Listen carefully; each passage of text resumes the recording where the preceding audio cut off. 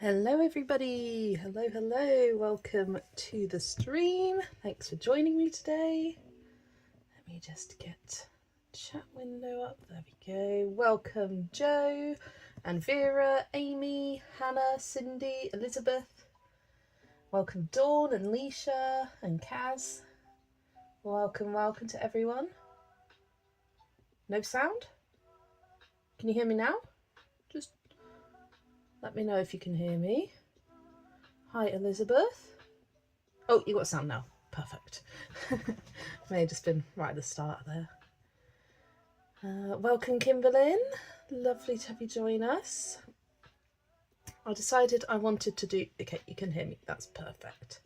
Decided I wanted to do a page in this book, Cute and Creepy, tonight, because I really wanted to colour a page in this book, and I thought... Usually, well, when I'm colouring day to day, I prioritise the buddy colours and project books and whatnot. So on stream, it's kind of nice to do something that's not necessarily a buddy colour, and actually motivate me to get coloured in these books. But yeah, I'm going to be using some Neocolor 2s, having a bit of a play with them. So I might be doing some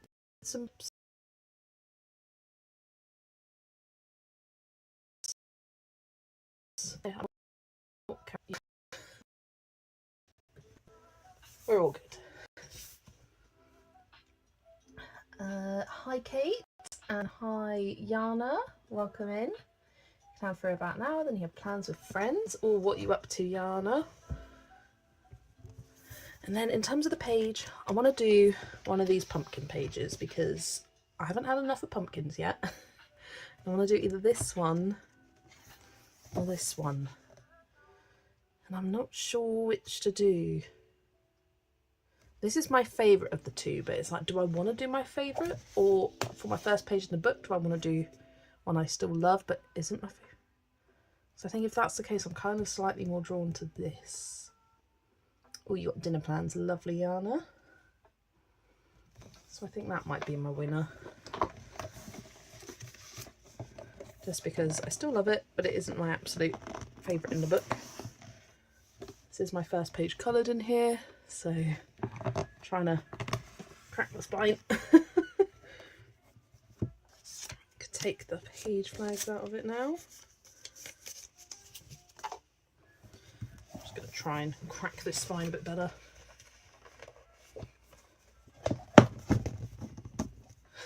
Some people don't like cracking the spine, but I'm like, get in there. There we go. Oh, can't go too far because it is glue bound. There we are. That is open a bit more now. Right, grab a page behind. And then I've got my Neocolor 2s. So I want to do a kind of mottled, splotchy kind of background, just doing like a wash of colour, and then potentially bringing in some detail with coloured pencils. I'm not quite sure if I want to do that or not. I will see. But these are my colours I have. And I was thinking I want to go kind of orangey. Potentially like sepia, burnt sienna, and the fast orange. I could do a little bit of testing on this bit of paper. So I do want to grab myself a few more colours eventually. And fast orange. There we go.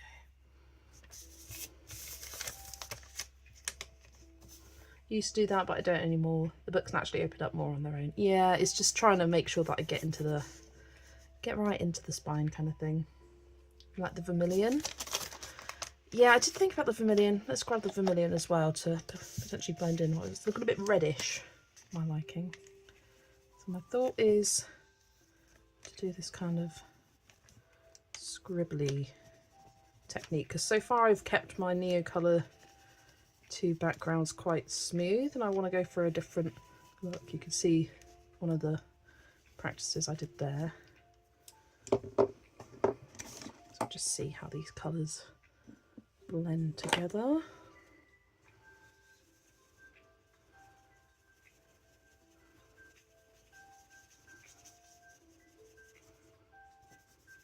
Okay, might need to like do lots of dabbing of the paintbrush. I think the red's throwing me off, the kind of vermilion colour. So I'm going to try a test without it.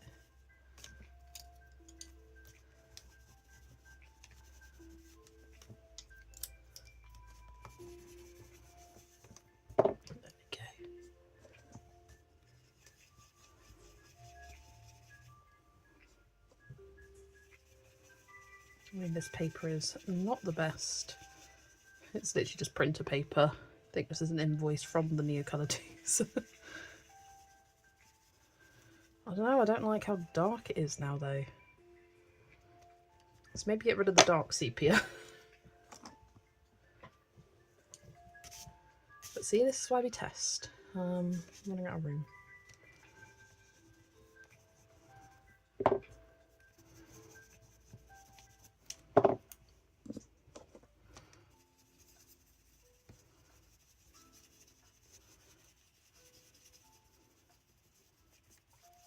Yeah, I prefer that one actually. Hi Zoe, she's lurking and building Lego. What are you building today, Zoe?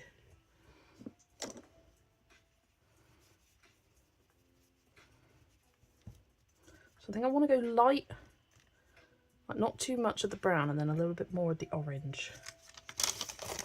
And that's what I will do. Potentially even bring in some of that orangish yellow. Yeah, I will explore. I'm still relatively new to using Neocolour Tees. One of Steve's little F1 Speed Champions. Hello, Steve says hello. Hello, Steve.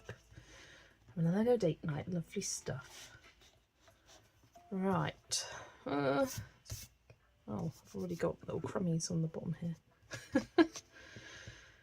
Start first putting the thing on the page and I feel scared. Right, I'm going to start with the orange actually.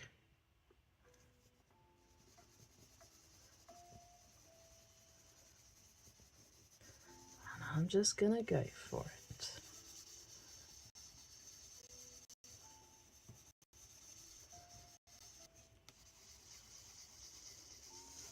Alicia's also lurking and working. What is everybody up to tonight or today? If you're colouring, what are you colouring?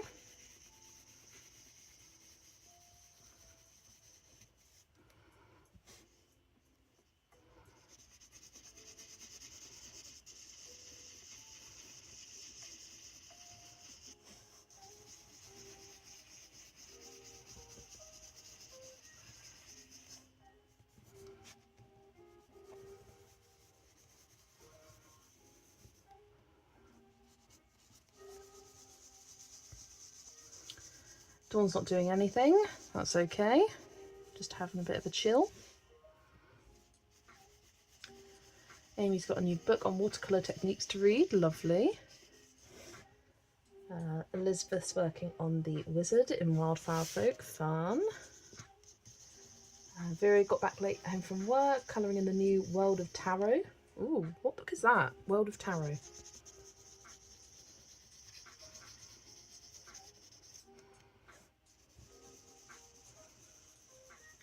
Joe's colouring a page in Fairy Tales with luminance, really enjoying them. Lovely. Zoe's just had the Wicked Witch of Oz colouring book delivered and I love it. Is that the one by Tabreth? Is it that one? By Lomart. I've had a look at it and I'm not sure. But maybe it's one of those books that I need to see more. It is, yeah. Nice.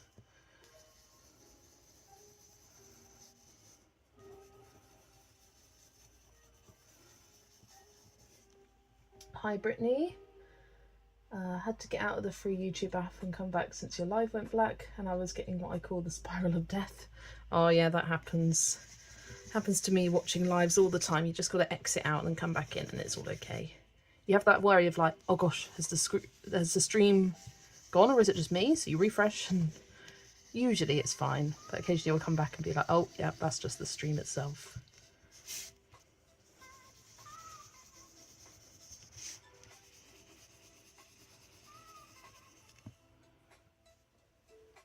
Kaz is colouring in Symphony of Cute Animals. Ooh, which page, Kaz? Love that book. It's called Watercolour Dreamscapes by Christopher Maxwell, if anyone's interested. Nice. The Alexis E. Thompson book. Ah, that one, Vera. You must have a... I think you've got a copy in a different language. So yeah, I know that book. Which one are you doing, Vera? If you haven't seen my latest, well, my last, which was last week, didn't have one up for this week.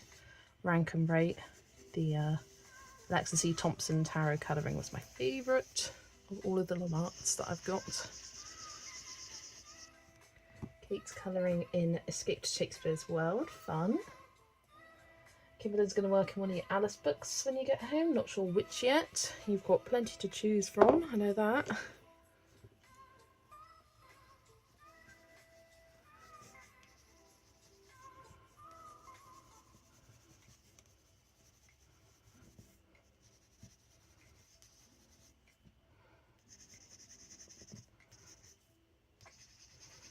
I'd say it's very like freeing doing this Neocolour 2 background at the moment anyway.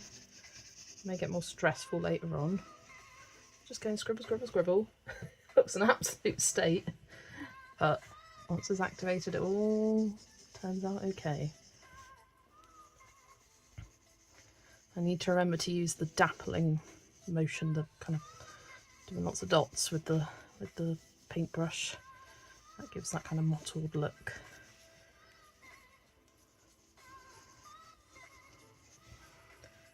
I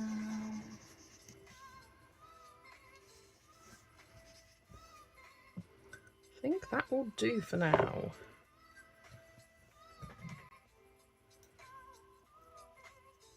You got the Dutch version. You're doing the death card. Oh, I love that card. It's a really cool one with the skeleton on it. All right.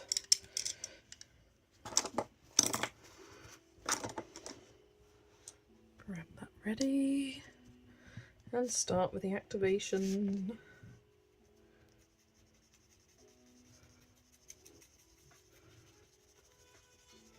Need to remind myself with this page to trust the process. Can always do another layer if you don't like how it's looking, and it'll all turn out fine.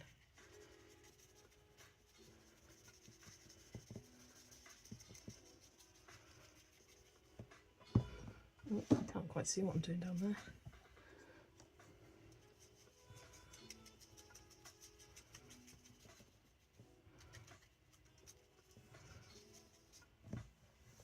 The last page, Mother, Deer and Doe. I always do the last page first so I know what the paper is like. Oh, that's a good idea. Steve's ordered 4 more of these cards that he's missing from the collection, so that's 4 more date nights though. They're cheap, they're only $14.99. Nice.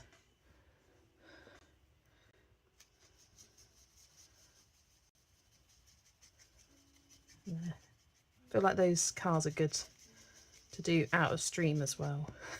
So I don't think people watching the stream are as interested in cars as they are in, say, the Piranha Plant or the Luxo Lamp or a Mario themed one.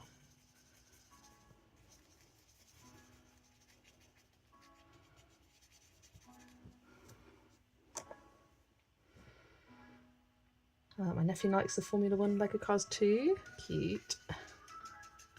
I mean, those make like great presents as well though.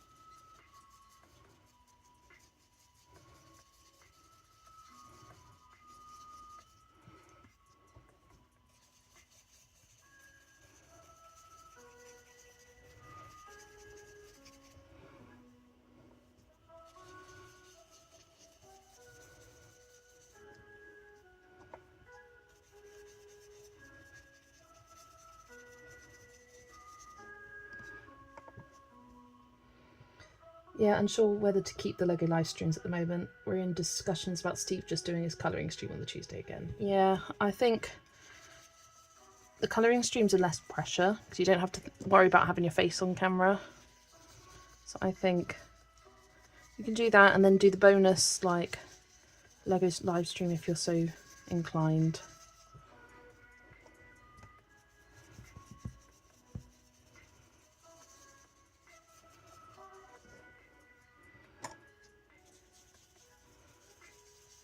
I prefer doing this as fun rather than streaming it. Yeah, I think it's difficult to stream as well because you kind of want to hyper focus on it and not have to worry about looking up at chat and whatnot. I mean, that's just the impression I get, at least.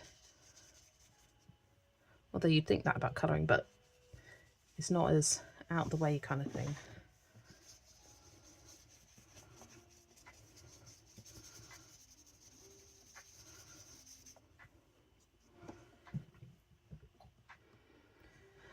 Brown and orange colour combo makes me think of chocolate orange brownies. Ooh, delish. Now I want one.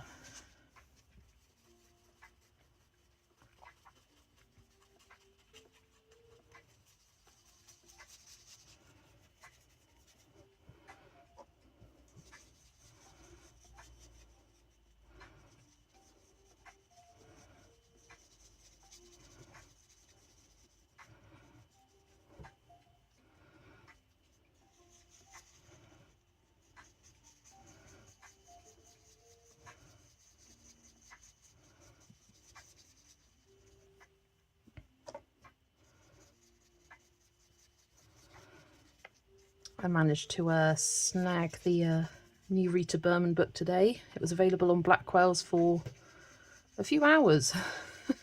Someone said that they'd just ordered it in my members group chat. I went and grabbed it straight away, and then someone went to get it later on and it had already gone out of stock. So I'm sure it will come back in stock, but that was quick. Wasn't in stock for very long because I've been checking quite often. What? Yeah. It was also, or it is also available on Amazon UK, but it was quite expensive. It was like £15 plus £4 shipping and wouldn't arrive until like the start of November. So Blackwell's I got it from. So keep an eye on Blackwell's as it may pop back up again.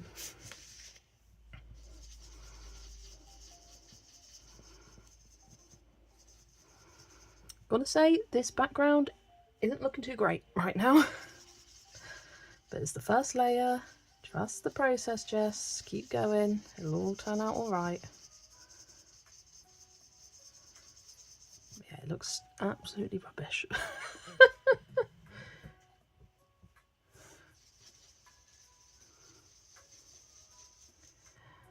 Oh, hi Anastasia. Sorry you missed my Wednesday stream, but I went to lunch with my sister that day.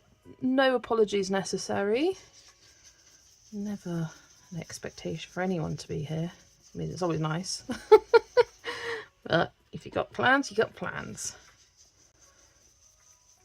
I try to go Blackwell's over Amazon wherever possible now. I find if you're wanting to get books that are released earlier in the US compared to the UK, you can often get them from Blackwell's at that earlier date. So I often go there for that reason. But yeah, they can be pretty good actually.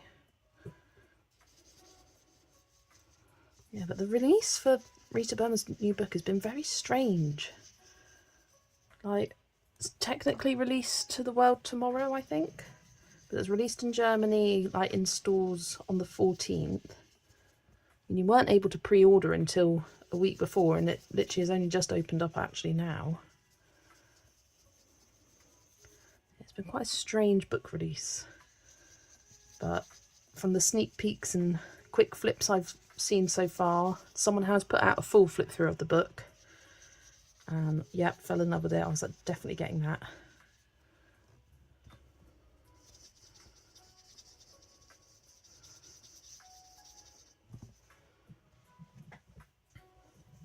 Has anyone had every come this late at night?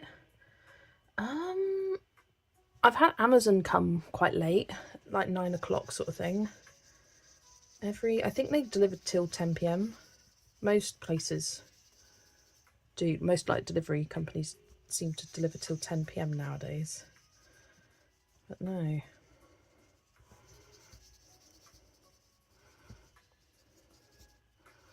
I get on quite well with every, but I know people in my community town Facebook group often complain about every and missing parcels and whatnot.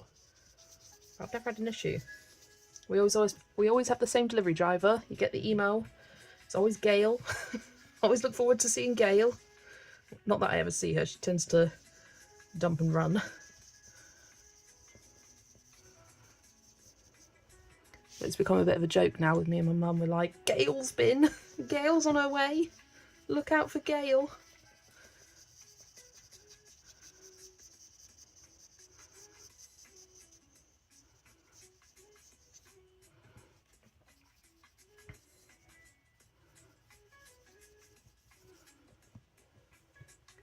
The time slot is 7 p.m. to 9 p.m. Oh, and then that should be all right. Good old Gail. We love Gail. In this household, we love Gail. It's always Gail. You never had a problem, put my driver away or left? Yeah, yeah, she'll just dump it in the porch and run away. Right. This definitely needs a second layer. I don't know how people create that dappled look. Maybe I'm just destined to be smooth. I don't know if I need to do a bit harder pressure or what. But yeah, just gotta wait for this side to dry. This side's all dry, but this side isn't.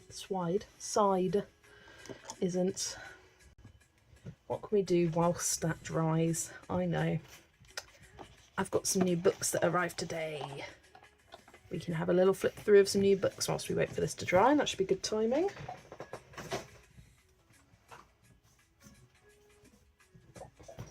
Here they are. I got the Pokemon colour by number, and this one, I'm going to move my water out of the way just in case I spill it. Monde Fantastiques and Dragons du Monde. I'll do the colour by numbers first, as those will be quicker. Yeah, the Pokemon one is so bright and colourful. It's a single-sided 50-page book. I had been waiting for this to come available on Lyrica, and thanks to lots of people using my discount code, I generate a little bit of credit, so I had some credit to use and used it on this order. But look how bright and colourful these are. I absolutely love it. I need to do this one soon. Oh, you can't see. This one of Ditto. It's confusing me because it's in French, the names. It's called Metamorph. Because it's in this nice autumnal forest. It's so cool. You got all of these on your wish list? Yeah, for some reason this one immediately went out of stock on Lyrica, so I was just waiting for it to come back, and I'd been checking every few days, and finally it came back in. Look at the colours, and I love how different all the colours are. You've got pinks, purples, blues, greens, oranges, like all the colours of the rainbow. Like, you're not going to particularly use up one marker over another. And the double page spreads are so cool. I love this one of Jigglypuff because it's got like a, hold it up a bit, it's got like a rainbow swirl in the background with the music notes. It looks so cute. I like seeing the names in French. It's called Rondoudou, but some of them are the same. I love all of these evolutions. The Diane Defoe one looks like, oh, it's so beautiful, Joe. I love it. What's my favourite Pokemon? My favourite Pokemon is it in the book? I don't know if it is actually. I haven't seen it yet. Nope, don't think it is actually. Favourite Pokemon isn't in the book, but my favourite Pokemon's Vulpix. I love Vulpix. Yeah, these are so cute. Look at that Gengar one. So cool. I know nothing about Pokemon, but I want this book purely because it's so bright and colourful. Yeah, that's what I love about it too. It's like, I was tempted with the Care Bears one, but I thought, I don't know, there was something about it that I just thought no. But for this one, as soon as I saw like the first few preview images, I was like, absolutely have to have it. And I am quite a big Pokemon fan. You know, didn't get into Pokemon until my adult years in life, but yeah, I've played a few of the games now. Did Pokemon Go and all that. So yeah, that's the Pokemon colour by number. The skies are so gorgeous. They've got such beautiful skies. Love that it's single-sided. Yeah, I much prefer the 100 pages books, but the 50-page ones mean that it'll be quicker to complete at least. The Vulpix, Arcane and Ponyta / Rapidash. Now this one is very unique because you can't quite get the whole thing in picture, but down at the bottom here, each of these tells you what the area is on the page. So it'll be like, this is the skin, this is for the tree, this is for the grass or whatever. It's all in French, but you can translate it, and I just thought that was a unique touch to this book, and I wasn't sure if it was just this book that had that, because this isn't the newest. It's been out a few months. I think it released like February or March this year. This was a Yolanda made me buy it book, so thanks to Yolanda for this one. And I thought I'd add it to this order because I had some credit to spend. But the solutions, again, so colourful and fun. And I love all the creatures. You've got a few double page spreads. You've got this kind of Alice in Wonderland themed one, which is awesome. Really cool, fantastical creatures. Nice bold black outlines. Yeah, so look at that bunny. And I love this Red Riding Hood one. Like, you've got lots of fairy tale kind of inspired pages in this book. I love Vulpix, specifically the evolved form Ninetales. Yeah, I do love the Eevees as well. And the evolutions. Hi Shani, welcome in. Thanks for joining. Next year is Year of the Horse. Time to colour in all the Ponytas. Love that. I love this little mushroom guy. He's so cute. There's a page that I really want to get done soon. This one really reminds me of like Sleeping Beauty, Maleficent, and the prince trying to kill the dragon, especially with the colours, like the greens and purples. Really, really cool. Again, some really unique colours in this book that I love. I love that unicorn one. It's got those little butterflies in the background, which is so pretty. And the fairy. Like, you do have some kind of vaguely spooky ones, but I don't mind that.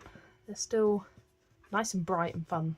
I mean, they look dark on camera. They look a lot darker in camera than they do in real life. Let me see if I can... Sometimes if I tap it, it'll brighten it up, but no.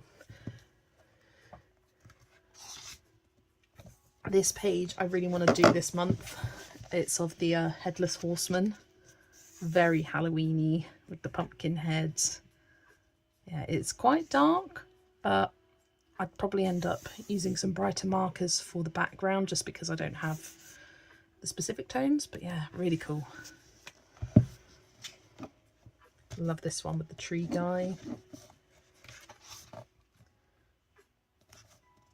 Yeah, some kind of creepy ones, but like gorgeous ones as well. Like, look at that fun butterfly caterpillar, like winged caterpillar.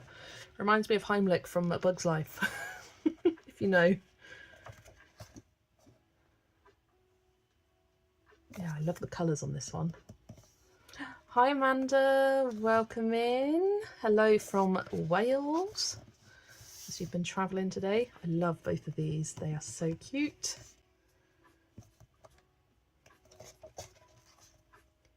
And look at that Ninetales. So cool. Nice fox. And this one is very striking as well.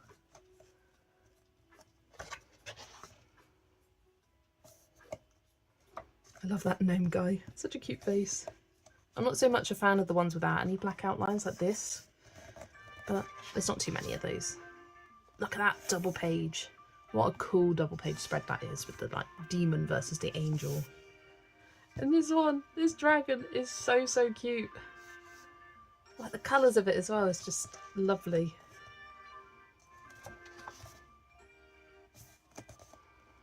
I love this one with the black background and the nice blue, bright blue tones on it. I think that would be a tricky one to colour though. Yeah, such a fun, colourful book, and it's my first non-IP colour by number, so it's quite nice to have a bit of a different one in my collection. But definitely not for everyone, but I really like it. Right. Page is almost dry, so we've got time to go through Dragons du Monde, or Dragon du Monde. Oh, sorry, just having a drink. And spilling it everywhere. Filled it up a bit too much. But yeah, this is the same style as Sirens du Monde, or Mermaids of the World. This time it's Dragons of the World by Diane Dufour, and it is her signature style. That is absolutely stunning. And all the dragons are so unique, and they're really well themed.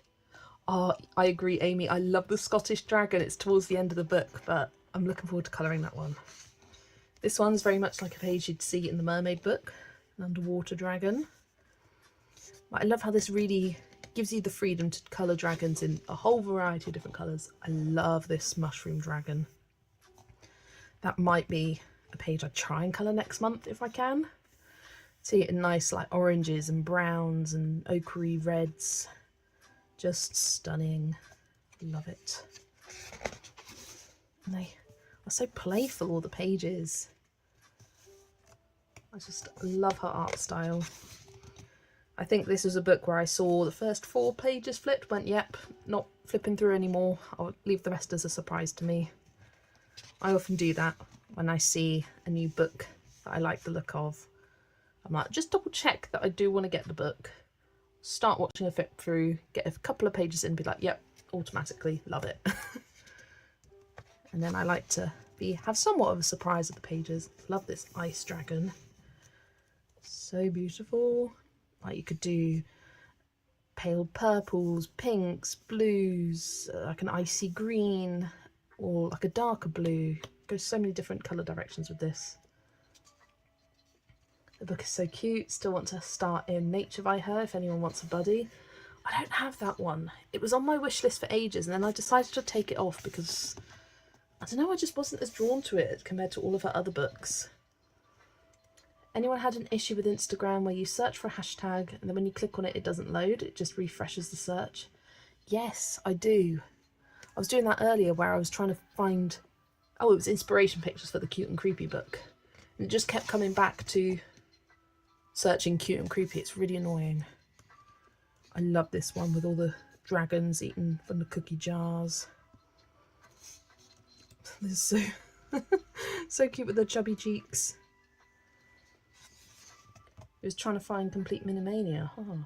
Try going on a page that you've uploaded with the tag, or you can go onto my Instagram and click on the tag from there and see if that works.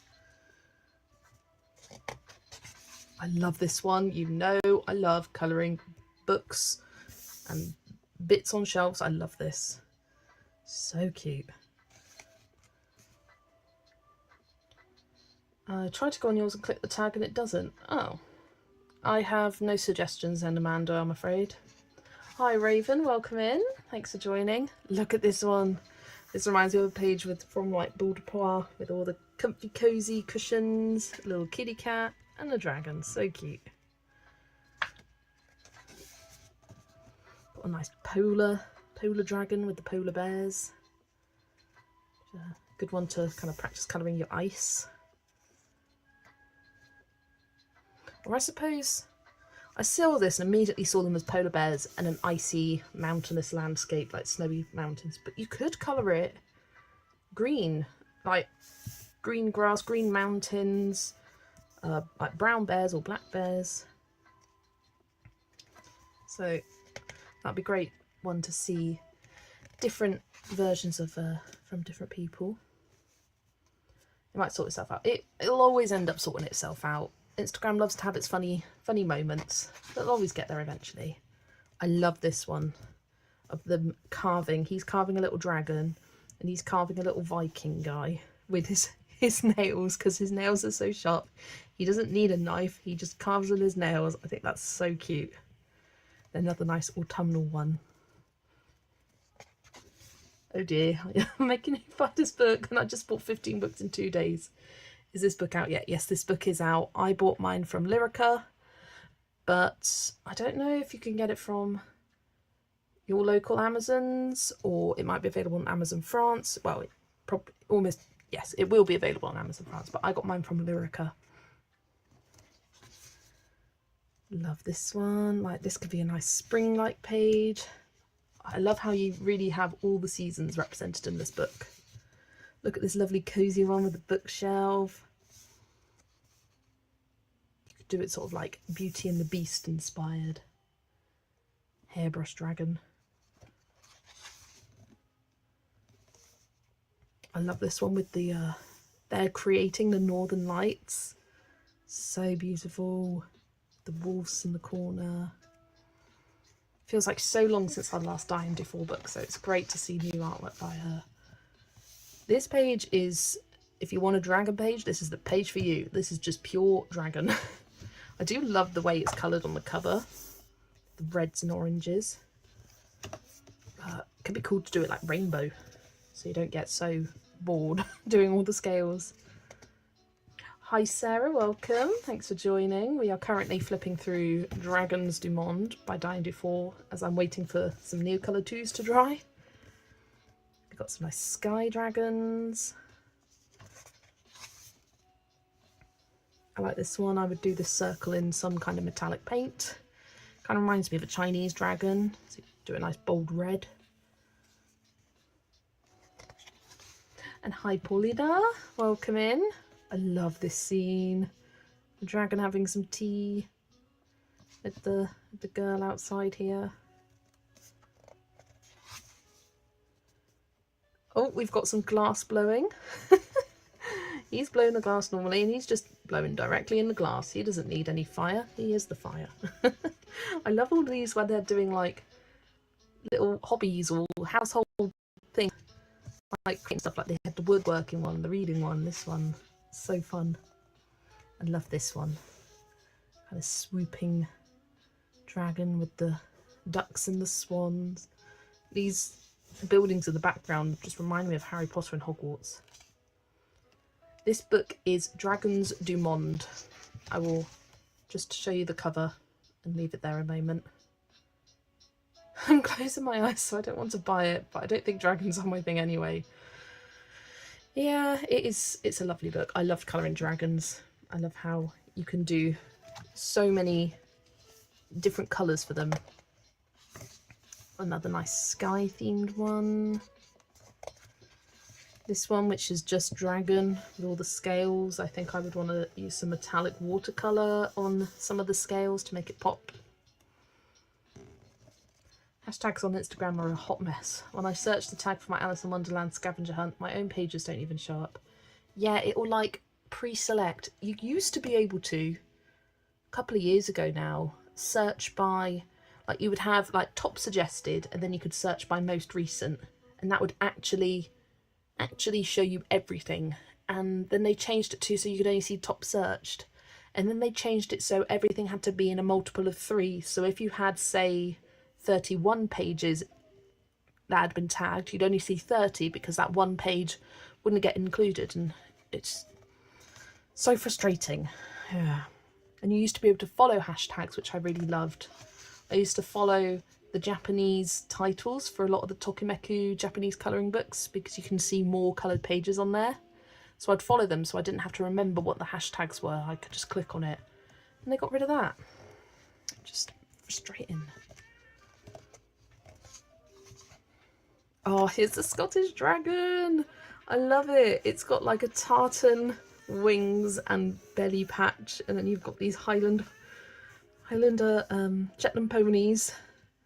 It's so cool. And like the dragon's got hair like a Shetland pony. I love it.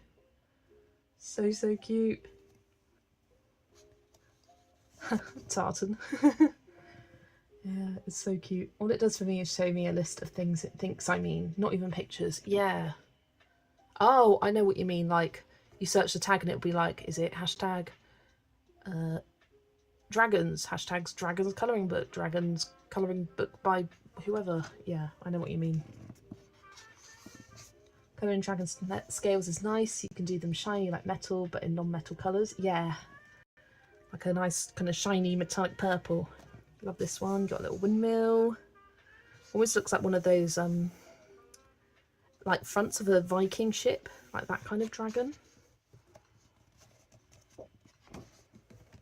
This one's kind of funky. It looks like it's almost been bandaged up, or it's braided its hair into a fishtail. Kind of funky.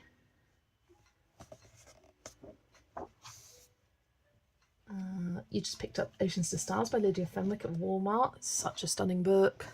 Can't wait for Luna to come out. I think that's going to be something I'll get from Blackwell's because Amazon UK delayed the shipping again.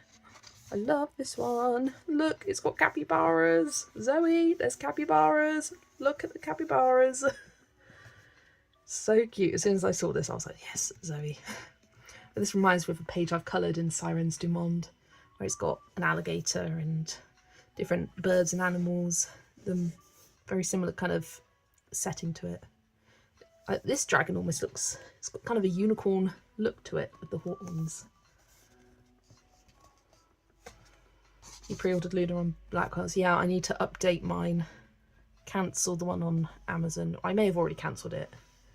And then change it to Blackwell's. Love this one in the monkey trees. So cute. A nice Japanese inspired one.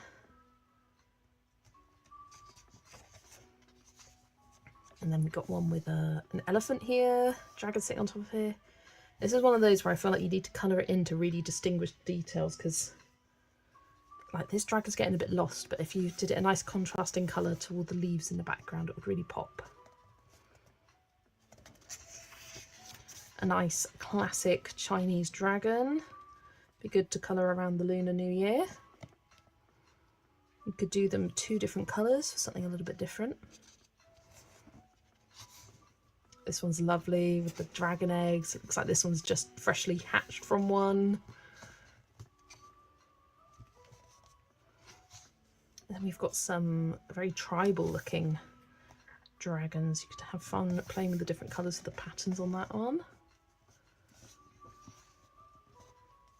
And this one looks kind of South American, like this looks like a Mayan temple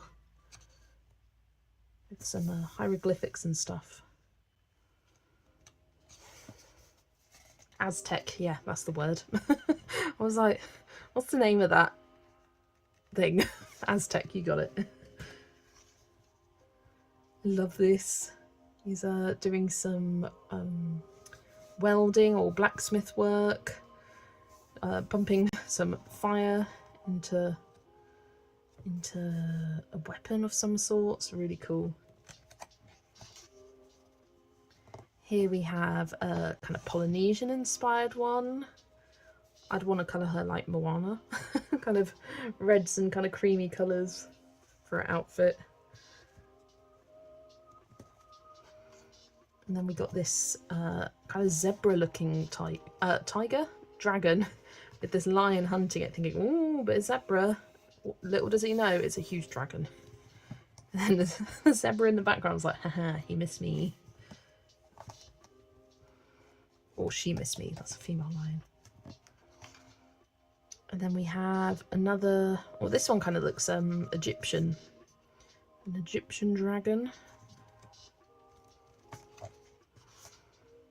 And then we have kind of your classic dragon snuggling up in a medieval hall.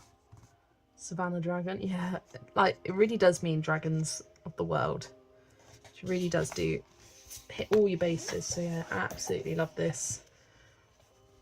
Didn't think I'd like colouring dragons too until I bought Dragonspell, and now I love it. Yeah, 2025, year of the dragon themed colouring books. with Dragonspell and Dragons du Monde, you are set for a while for dragons, and they are so unique and stunning. Absolutely love them. So there we go. Come back to the page, which is now all dry. And I think I'm just gonna embrace the smoothness, because apparently me in a kind of mottled looking background doesn't exactly work. At least not yet. I need to dedicate some time to trying to learning that, potentially following a tutorial. I did look up one by Karen, My Colourful Country Life. I'm hoping she'll do Neocolour 2s for her background series that she's got at the moment. She did one for soft pastels, and I think she said next she was doing distress inks. Yeah, I'd really like to see Neocolour 2s and the different effects you can create with them.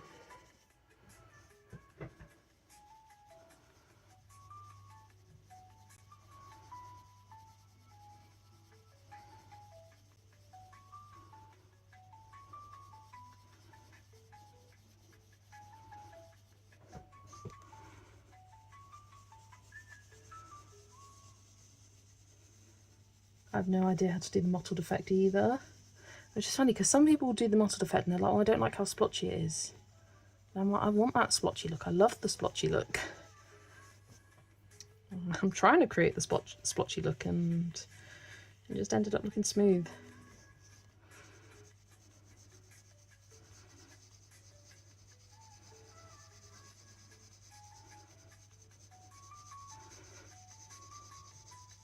Yeah, I'm just going over all the little patches I already gone over.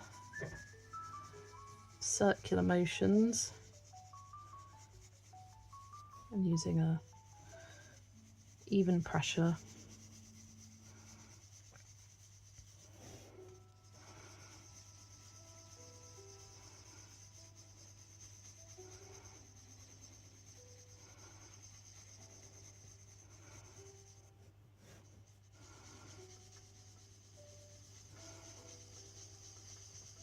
I just hate backgrounds, yeah. This book talks about blooming, which is kind of a splotchy effect. Yeah, isn't that when you do like the wet on wet technique? Which I would be very, very hesitant and weary of doing them because they're not made for watercolour. I mean, this book does hold up really well to water mediums, but wet on wet requires a lot of water. I just hate backgrounds. Yep, I agree. I agree. Sometimes I see a background, I'm just like, well, I can't be bothered. I do like to embrace the white of the page, but I'm trying to use these Camilla de Erico books as kind of background experimenty books for me. I really try and challenge myself to actually do stuff, because a lot of them are like this, where they've got little objects in the background or little details in the background, like repeating patterns, and then a big character in the middle. So I feel for them it looks nice having like a wash of colour, whereas that wouldn't necessarily put a background in. Yeah, and this one too, you just do a nice kind of greeny colour.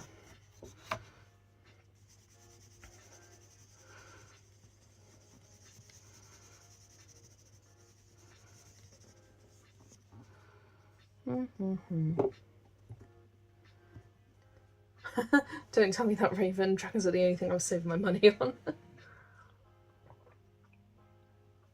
I mean, come on, Amanda, there's a Scottish dragon. What more can I say?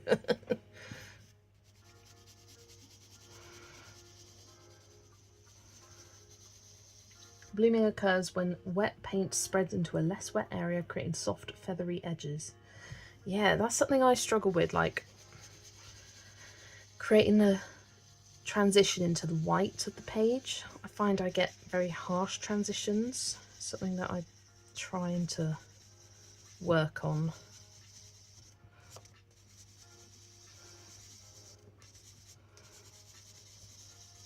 It's called cauliflowering. Love that.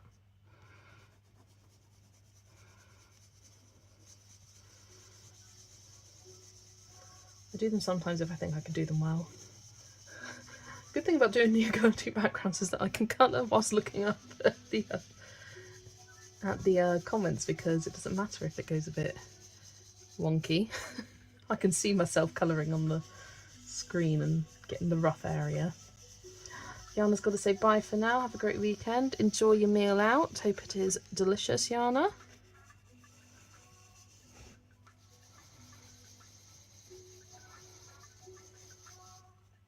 It's all about water control. It's hard to, but the more you do it, the better you get. Yeah, I don't have the water control yet. It is not a skill I possess.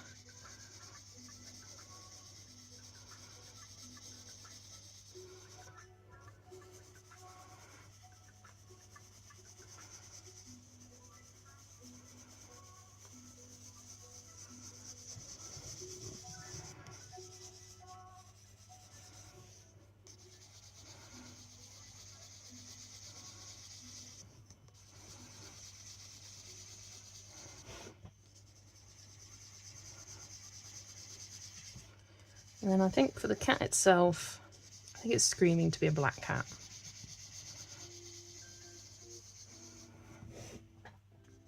I think that will contrast nicely with the rest of the page as well.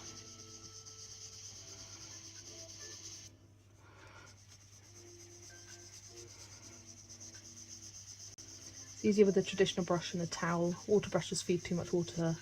Yeah, I never have, don't own, never used, never tried a water brush. I like the fact that I don't have to worry about squeezing my brush and accidentally getting a bunch of water. Like, that's scary to me. I like that I can control my water a little bit better.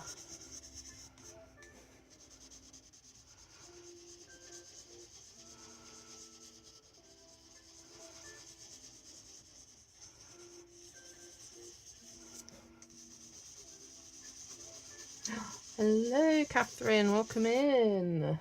Thanks for joining. With orange eyes. Oh, that's a great idea, Amy. I love that. Like yellowy orange eyes. Yep, I will be doing that. And then a orange pumpkin, of course. Because sometimes I do unrealistic colours for pumpkins, but majority of the time I don't. Are you using a crayon? These are the Neo Colour 2s by Caran d'Ache. Neo Colour 2 Aquarelle, which are water-soluble wax crayons. So yes and no. And they are amazing.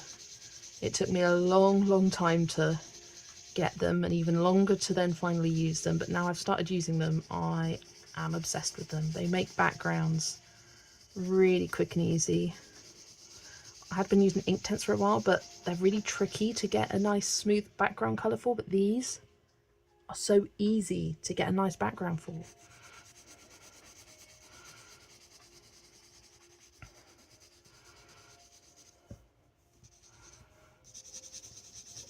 So these are definitely changing the game for me for backgrounds. They work really well in this book, the Camilla de Erico. They work really well in Kirby's books. I've used it in Fragile World and what's the name of the other book? I'm working on it at the moment. Mythomorphia. I did share it in my whips of the week. They work nicely for basing as well. When I first saw people using them and saying, oh yeah, I did Neo Colour 2s as a base and then coloured over top, I was, because I imagine them as a crayon, I was like, oh, surely they're really waxy and you wouldn't be able to colour over them. But once you've activated them, I mean, I say this, I haven't actually tried it yet, but it does feel like a good texture for pencils to go on top of. I think I want to add a bit of colour to these pumpkins, just to make them stand out a bit.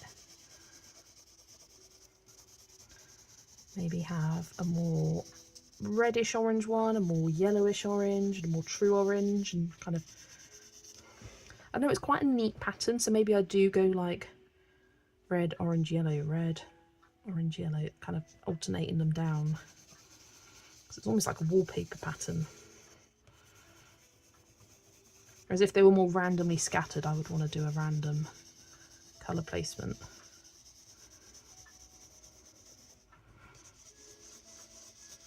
I'm fairly rough with the lay down, but add more pigment on the brush as well. Yeah, I haven't tried that yet. Oh, go away, free antivirus.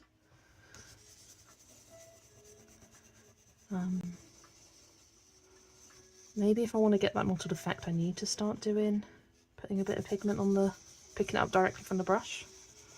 Something I want to ask is, has anyone got a crayon sharpener? And if they do, what do they recommend? Because I don't necessarily like a fine point, but I like a bit of a point, and I don't want to be just scribbling with nubs like this. It was really tricky on the Metamorphic page when one of mine got a bit blunt. So I searched on Amazon for a crayon sharpener, but nothing really kind of stood out to me. So I'd be interested if any of you have one and what you would recommend. Because I am not putting it in the dial. It ain't going near this. And I don't have a normal sharpener, do I?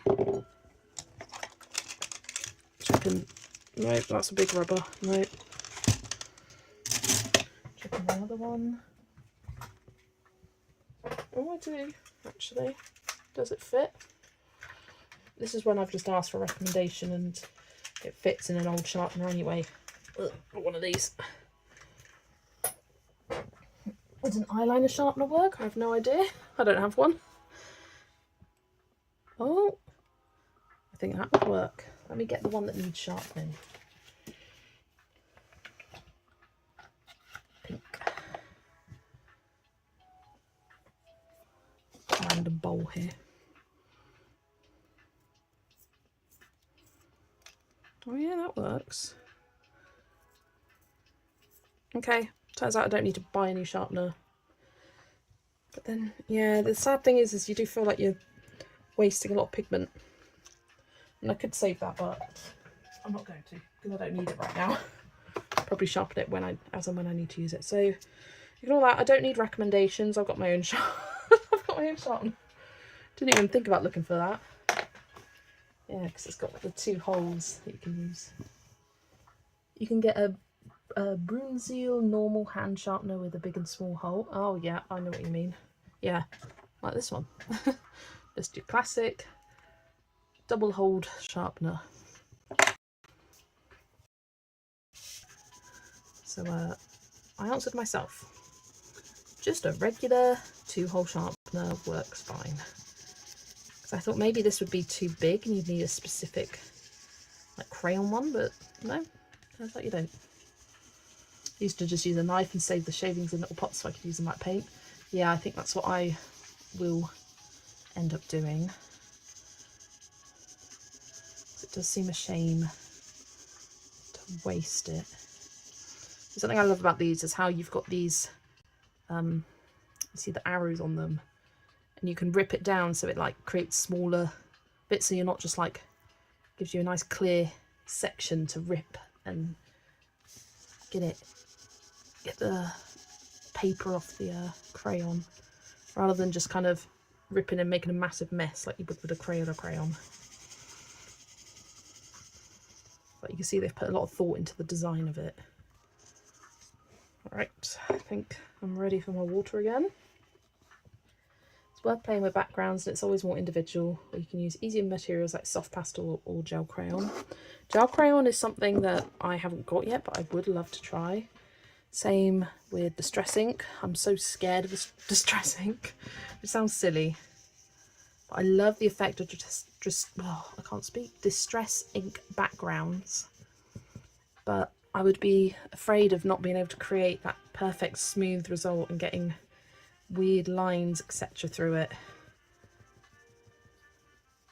But I suppose it's all just a matter of practicing, and they're a very expensive material or supply to get.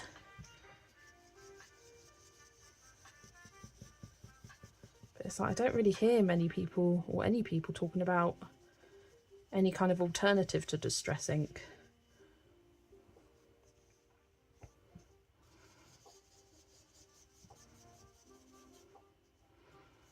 You have used non-distress inks. Oh, which ones have you used, Amy, and how did you like them?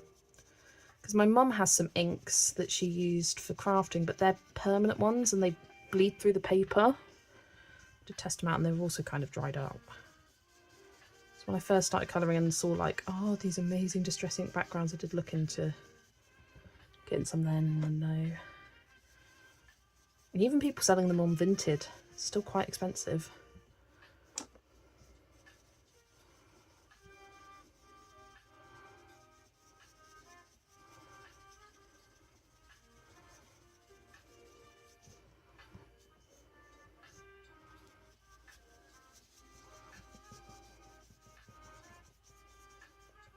Got some really cheap ones on Amazon just to try out the medium. I'll send you a link. Oh, thanks, Amy. And did you like using them?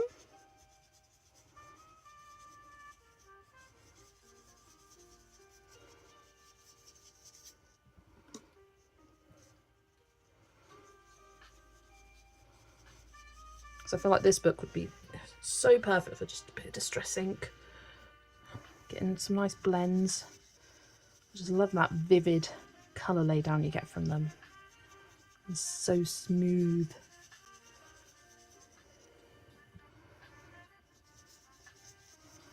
Okay, I'm definitely preferring this background now I've done the second layer. Colours are popping a lot more.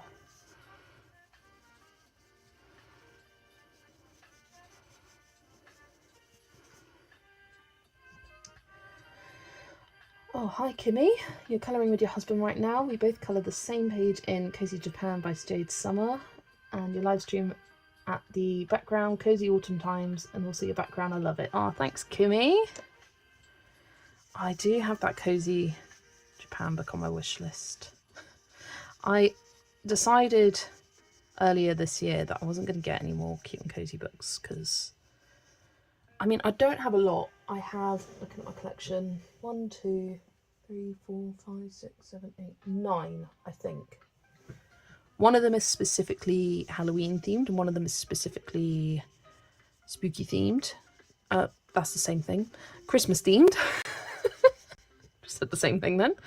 And then I've got a few kind of generic any time of year ones. One which is specifically fairy tales and 2 which are specifically movie themed, which I love those. Those have been my newest additions. But I love the idea of like a travel-y themed ones. So I love the look of Cozy Japan and Hawaii and Europe. I'd love to see more in that kind of series. But I don't have any cute and cozy books by Jade Summer. I like Vivi Tinter. Got a few from her when it first became the big craze last year. Who else do I have? Jeanette Veronica. And any others? Oh, I've got 1 Coco Wyo. And then 2 by Mojidu. I love Mojidu. And I love following them on Instagram. They've got quite an active presence on Instagram.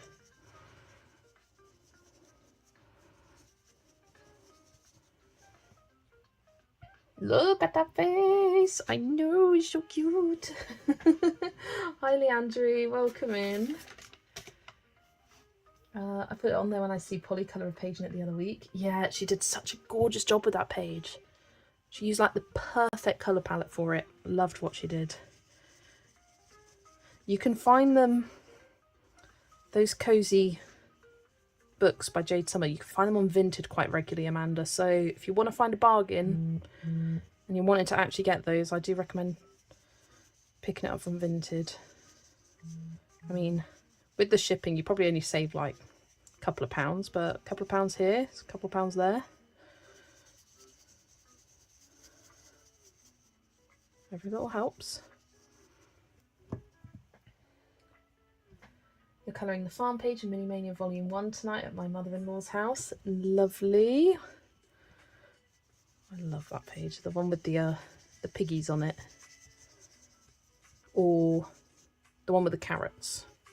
There's 2 kind of farmy pages. Can't believe I'm almost done with that hashtag. Honestly, I'm going to be glad to see the back end of Mini Mania. I just got to a point this year where I was like, I don't want to look at it anymore and I don't want to do it.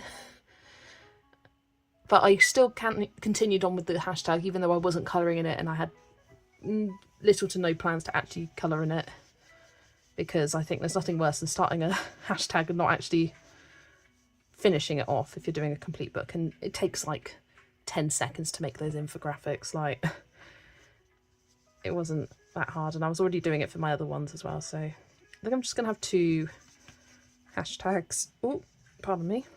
2 hashtags for next year. Although I'm toying around with the 3rd one. But it's more of a year-long project idea of mine. Similar to what Erica did this year with Mythographics and last year with Johanna Basford's. I'm thinking of doing something similar to that. To try and show some love to a colouring book series that I also love.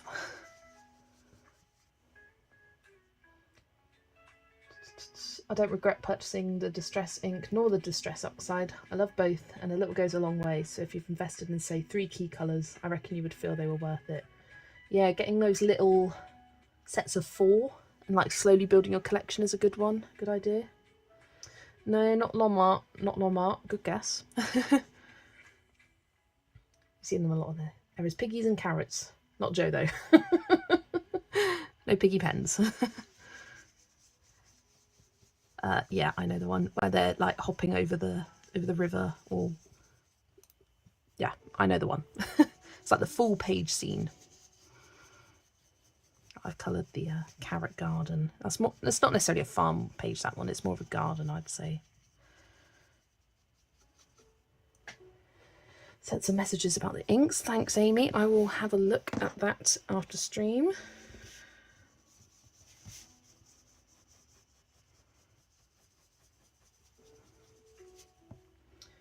I'm back. I got sucked into the internet and had to email an online audiology practice here in the USA to let them know I'm low income, etc. and I can't afford the price of low gain.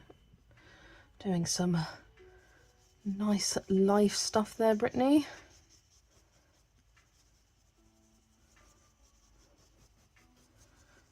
I mean, sort of stuff that's got to be done, but oh, what pain.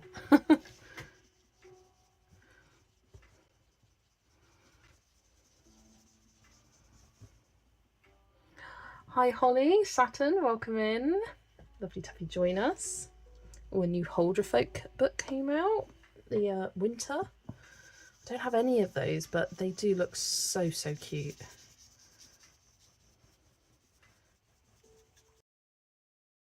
A really unique addition to the your Maria Troll has a tracking number, woohoo. Oh, Catherine, I want to check mine. I want to check mine. Let's go on iMusic. Oh. Move that out of the way. I saw, whilst I got the Maria Troll book, I also picked up the Emily Lederholt Ober Cozy Winter Bliss or something like that. Just to justify the $5.99 shipping for me. Oh no, I need to log in. So I'm waiting for that, and I saw that Emily posted a picture of like a Christmassy themed page, and I was like, oh my gosh, it's so cute. I get ridiculously excited by a tracker number. For real, Catherine, it's like, yes, it's almost here. Right, my account, my orders. Where are you? One ready. Ready, it's not been dispatched yet. Yeah.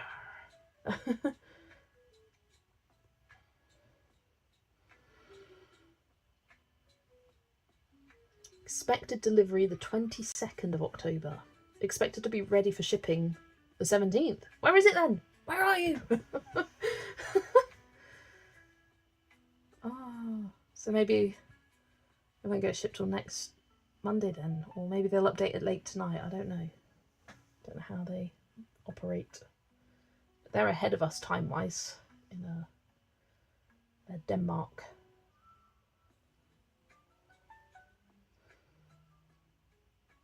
It says one's been allocated to order on the October 17th. That was at lunchtime today. So yeah. Mine's not been shipped yet, but almost. Should be here next week. Hopefully. Hopefully. What did I miss? Talk about setting on regular hearing aids. And I will be asking my local to me Miracle Ear about this upcoming Tuesday, since my mum has a scheduled audiology appointment with them in the morning with them. Fair enough. You saw that your local art supply store has the new Derwent pencils and also open stocks. That is interesting. Ooh. Do they have like a little tester paper that you can just test a blend, see how they colour? Because that's great.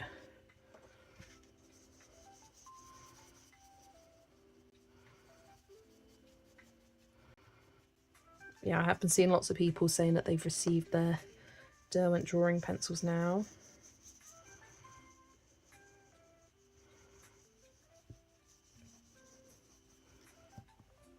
Maybe it'll ship tomorrow. Maybe. I mean, it's Saturday tomorrow, so I don't know if they will be operating Saturday, which is why I was like, well, maybe it'll be Monday. But regardless, it's coming. And I am excited. And I will probably do a flip through of the Seasons book on my channel because, yeah. It won't be an hour-long flip through like my Saga one was, where I read you all the fairy tales. I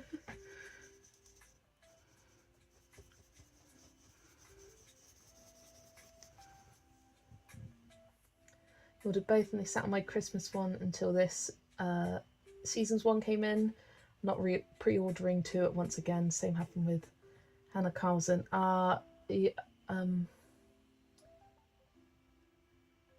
Yeah.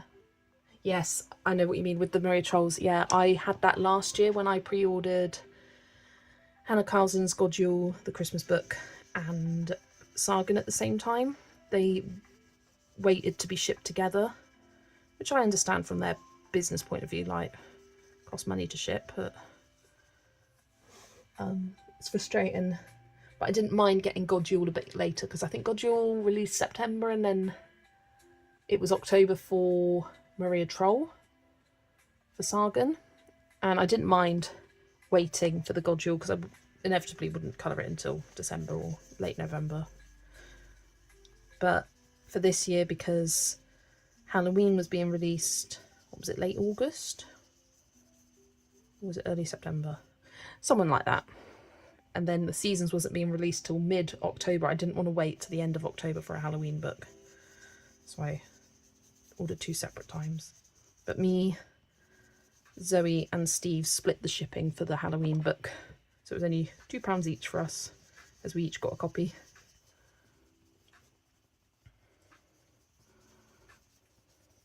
Yeah, I saw a flip through of the Maria Troll Christmas one, and I don't know, I just wasn't blown away by it.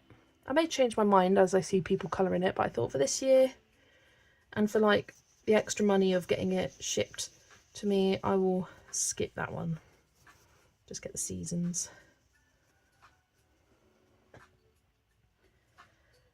Not sure, might bring my own sketchbook when I go. Saw it on their social media, nice. Getting the Christmas one at the same time, so that was delayed a bit, yeah. You got yours, they're beautiful, the Derwent drawings. I know you were really looking forward to getting them having a larger set.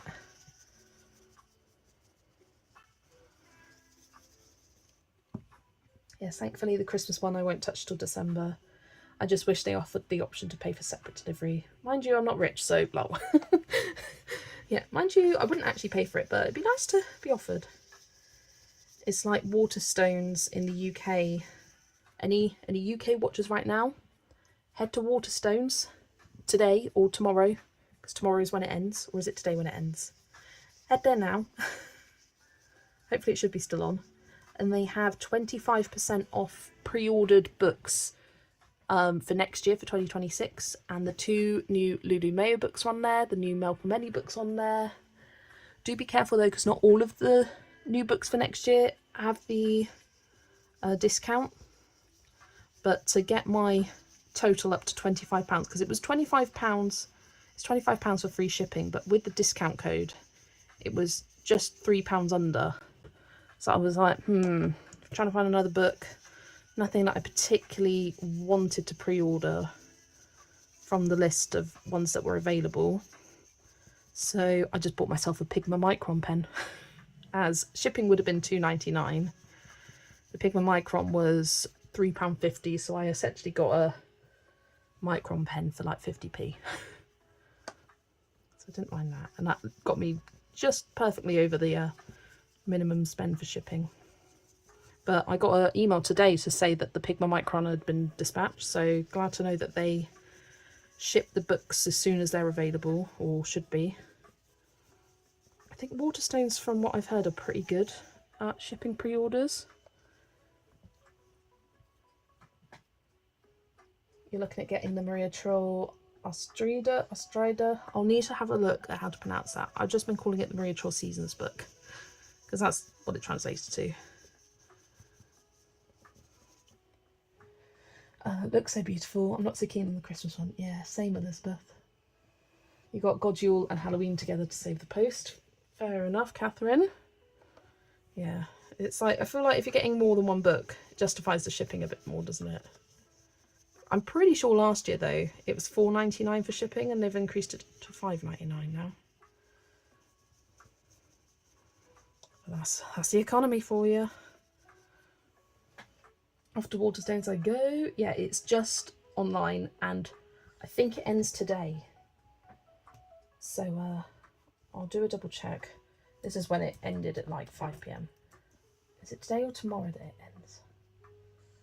Just double checking. Ends midnight.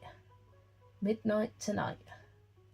Yeah, so I found if you searched for colouring books and then organised them from new to old, then it would show you all the pre-ordered ones, and it's only the ones with the little yellow 25% off sticker in the corner that but both Lulu Mayer's new books and what was the other one, Mel Pomeny's new book are on there.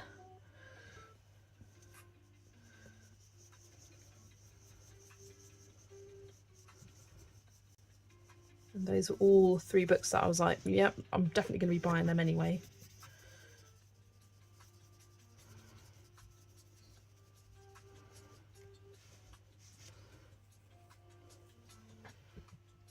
Are you getting Johanna Basker's Wonderful Wildflowers? I think no.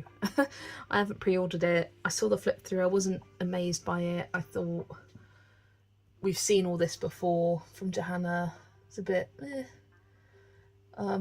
unfortunately, what's it called? Inklings, which is released next year. That wasn't part of the deal. It's also £14.99 the RRP, the little pocket book. That's a lot. Considering that would be how much I'd be prepared or thinking. I mean, usually the price does drop, but £14.99, it's a lot.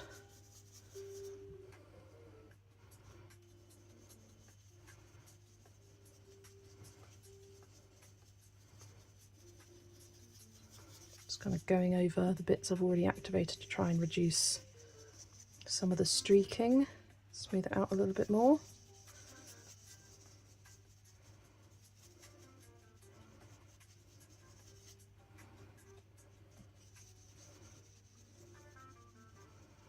But have you guys seen RJ Hampson's, what his next book is going to be? It's, I don't know what the name is, Winter something, Winter blah blah blah. I cannot remember what the title was. I just got in a bad verbal discussion with my parents because one of them stacked 2 packages of meat on top of one and the another of the frozens. Amy's Kitchen vegetarian vegan meals underneath the packages of meat, making it where I could not get to wear this frozen meal I wanted. Yeah, that's a bit frustrating, Brittany. Hopefully they don't do that again. But yeah, I mean, meat should always be at the bottom of the fridge regardless of your dietary eating preferences. Just, that's food hygiene to me. Meat should always be, like, especially raw meat, should be at the bottom of the fridge.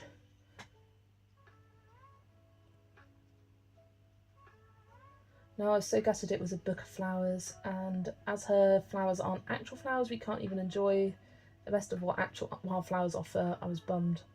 I'll go over it like lol. Yeah, I agree, Joe. The fact that I think if I hadn't already got World of Flowers, I might have been tempted with Wonderful Wildflowers, but I'm not. I'm never drawn to it. It's in my collection, and I don't know if I'll destash it yet. Anyway, got a bit of that pink neo colour on the page. A little crumb of it. Random dot of pink. Why not?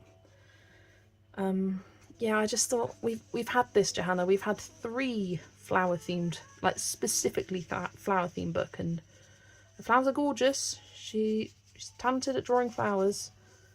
Yeah, we got Secret Garden, World of Flowers, and now Wonderful Wildflowers. I like Magical Worlds and Rooms of Wonder and Worlds of Wonder, and how creative they were, and how that was like her new style and creating crazy things from her brain. And then I've just got a bit samey. And that's my opinion. I mean, it's still a gorgeous book, but just not one that I will be buying and adding to my collection.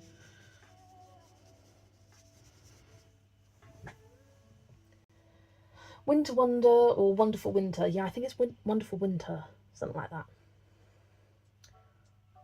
Just gonna have a wee nosy at Waterstones BRB. Hoping Amazon delivers my dragon things on time. Hopefully. Is it still saying they haven't updated the arrival date yet? Zoe, I take it. Not my cup of tea at all. I can't colour a whole book of flowers. Her designs are just repetitive. I found that in Magical Worlds. Yeah, I found it a bit... When I first got Magical Worlds, I thought compared to Rooms of Wonder, her previous book, which was so creative, so unique, you could see her imagination really kind of jumping out of every single page in the book. And the Magical Worlds was a bit... We've seen a lot of these ideas before. They weren't as magical as I was hoping. I still really like the book, and there are some really cute pages in there. But I just think compared to the previous book, it was a bit of a disappointment. I was hoping for more magic, whereas there was a lot of just floating islands, pages with flowers and stuff. You should try to sell the Johanna Basford adult colouring book for some money before destashing for somewhere for free. Yeah, I don't want to destash any of my Johanna Basford books, to be honest. I've got a few books in my destash pile, but eventually I'll get rid of them, but at the moment they're just in a pile. I'll read the next small Johanna Basford. I was looking at the cover and it seems like it's going to be a repeat of Small Victories. Yeah, it's basically Small Victories 2. Just got a different name. It's released on the 21st and saying it's coming on the 30th. Ugh, honestly, that is typical Amazon. If you look at my upcoming book releases list, which I link in my videos, almost all of them, if they're saying being released on the 20th of March, for example, the estimated delivery will be like the 27th of March. And it's like it for almost every single book. Pre-order book released on the 6th of April actually arrives on the 17th of April. What is going on? I don't like the small illustrations in the middle of the page. In Magical Worlds, there's a lot of that. See, I like that. I like just a small illustration. I don't feel the need to do a background, so I don't do one. And I like that. I do, I'll be honest. For me, it felt like there was a lot of reused ideas from Small Victories in Magical Worlds. Like there were a lot of Small Victories pages and not all of them necessarily were themed. I really like the little froggy one. That's kind of about it. And there's like a little dragon one. That's cute. But ones where it was just a random array of objects. It's like, eh? What am I? OMG, I purchased Dark Fairy Tales, my first Kirby book. Where do I start? I need inspiration to colour the characters. And then I read, yeah, Kimberly's comment. My Colourful Country Life has a great Mad Hatter video from that book. She's got a bunch of colour alongs from that book. I do recommend her channel for Kirby colour alongs. She's done a full book colour along in Mythic World and Worlds Within Worlds. She's done a lot from Mythomorphia this year. Dark Fairy Tales is the next one that she's going to be completing, so she is amazing for inspiration. Johanna is in a unique position. She is almost the only actual artist / illustrator to have 7 books or more, I think, in Amazon's top 100, and her fans are super loyal, which is admirable, but she could draw 50 pages of the poo emoji and some super fans will buy it. She's done it right, I admire her. She has her style, she has her thing, and she sticks to it. Like, the fact that she even did Small Victories, or even like Ivy and Inky Butterfly, like different format books, was like, fair enough, like, you go. She's a lovely person, don't get me wrong. Yeah, just a little bit disappointed by some of the books. I think she's a lot of people's first artists because, especially in the UK, she's one of the few artists that you can regularly find in shops. So that makes it easy to start with her. And the fact that she was the first proper adult colouring book artist back in 2014. And she started the colouring. If it wasn't for Johanna Basford, I don't think the colouring community would be where it's at, which, that's crazy. I've saved Karen's playlist, but I want to colour in order. But when I searched on Instagram, I couldn't find much. Ooh, I know who is colouring it in order, who is in the stream. Vera, Zuvera Art. She's doing the full book colour along in Dark Fairy Tales, and she's going through it in order. So check out Vera's channel. She's Zuvera Art in the chat. Shout out to Vera. Yeah, it's still a relatively new book. Quite a few people have done the double page spread of the red shoes. So there's lots of colour pages of that. MG Leon's Journey is available to pre-order on Waterstones. Ooh, I didn't see that when I was browsing. It must have not come up on the colouring book search. But that's a great find. Yeah, I knew that... I'm going to search it, see if it's in the 25% off deal. Beyond Journey, Kanokuagusa. Yeah, I've got the Japanese version, but yeah, I did see on Amazon that it was coming out with an English edition, which is amazing. Sadly, it's not in the 25% off deal. That's a shame.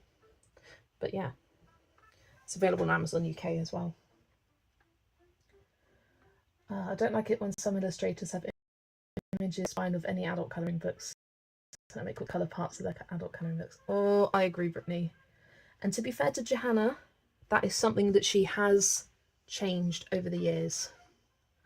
Even in just a short period of time. For example, Enchanted Forest. Double page spread. Give me a double page spread. Here, where it goes right into the crack of the spine. Here it goes right into the crack. Whereas she kind of still had these lovely double page spreads, but there's a clear kind of gap in between where it still has that nice flow between the 2 pages, and there's definitely a double page, but you don't have to worry about colouring right up into the crack of the spine. So that is something that she has taken on board, and I think is great about her. Like, you've got ones like this where it's just a tree branch. That I don't think is too difficult to try and manage. But yeah, it's when you've got illustrators that have like half a face in the middle, makes it really difficult. I think there's an example of like a deer in this book. Or something like that. Oh yeah, we got like half a house in the middle there. It's a specific page I'm thinking of. It's got a deer in the centre of it, and it's just like so annoying to have to colour in the spine.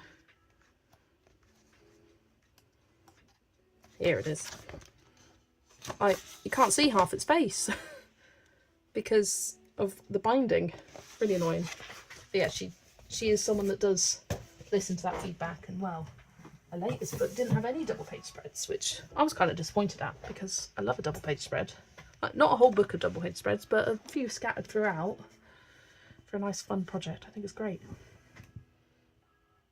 I use the American spelling for colouring on the search. Ah, pro tip. Yeah, sometimes I do that on foreign sites. But I thought, as Waterstones is English, you'd think searching colouring with a U would be fine. I still want to buy the smaller size fairy tales by the illustrator who had her fairy tales, etc. reprinted as a hardback book.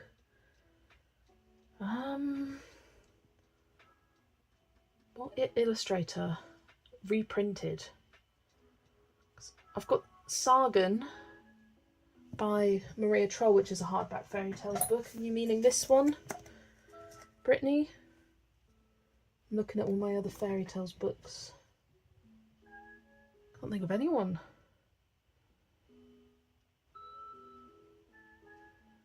Oh, Emily Liedholt Oberg. Yeah. Let me grab that one. Where is it? There it is. This one. It was reprinted. Don't know why I didn't immediately think of this. This book was reprinted last year. I haven't coloured in this for so long. I don't know why. Just the pages that have been picked in the group just haven't drawn to me. Done a few. Yeah, this book should be available pretty much everywhere. Fairy Tales and Folklore, it's called, Brittany. Look at that deer. I started this one as a buddy colour with Catherine last year, and then she finished and I didn't. So I would actually quite like to finish that.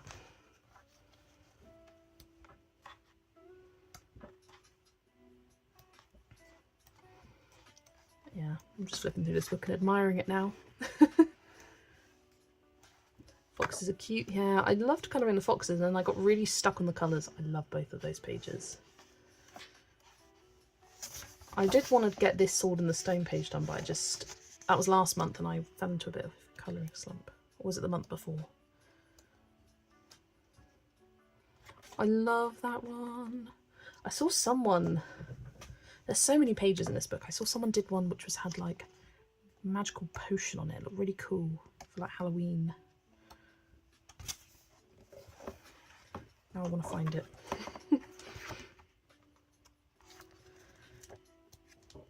It's like potions and a big bottle of something. And I was like, oh, this one. This one. It's got one bottle. Like with the spooky colour scheme, I thought it was a really good one for Halloween. Yeah, love it. Emily is coming out with a new adult colouring book next year. She came out with another book before this, Fairy Tales, that is a smaller size paperback. The other one she has is this. It's a large square book, Fairy Tales, which I didn't get to colour this one. This one I host the group for on Instagram. We have picked the page for November.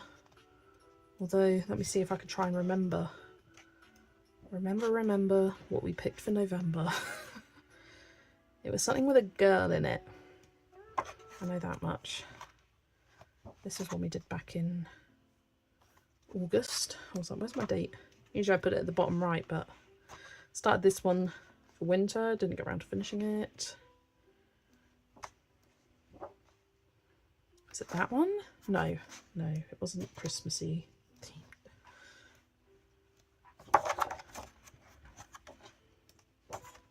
What is the Instagram group called for Fairy Tales, and can anyone get in? Anyone's free to join.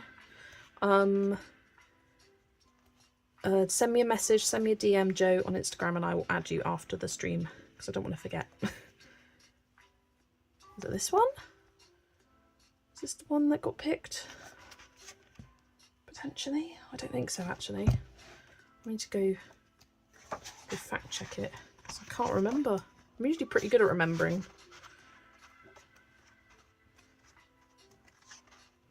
Oh no.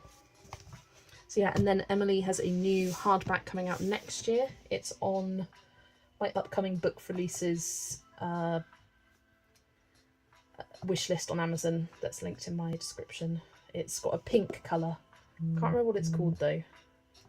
Let's go to Instagram, check the group, see what got picked. Yeah, she's got that cute and cozy smaller square one. That's called Cozy Winter Bliss, and that's just been released. Fairy tales. No, that's not searching my DMs.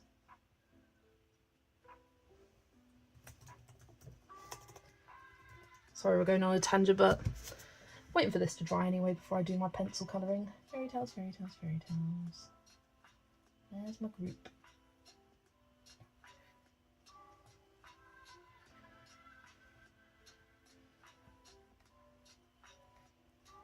Oh, I can't find it. Oh, no, that's not it.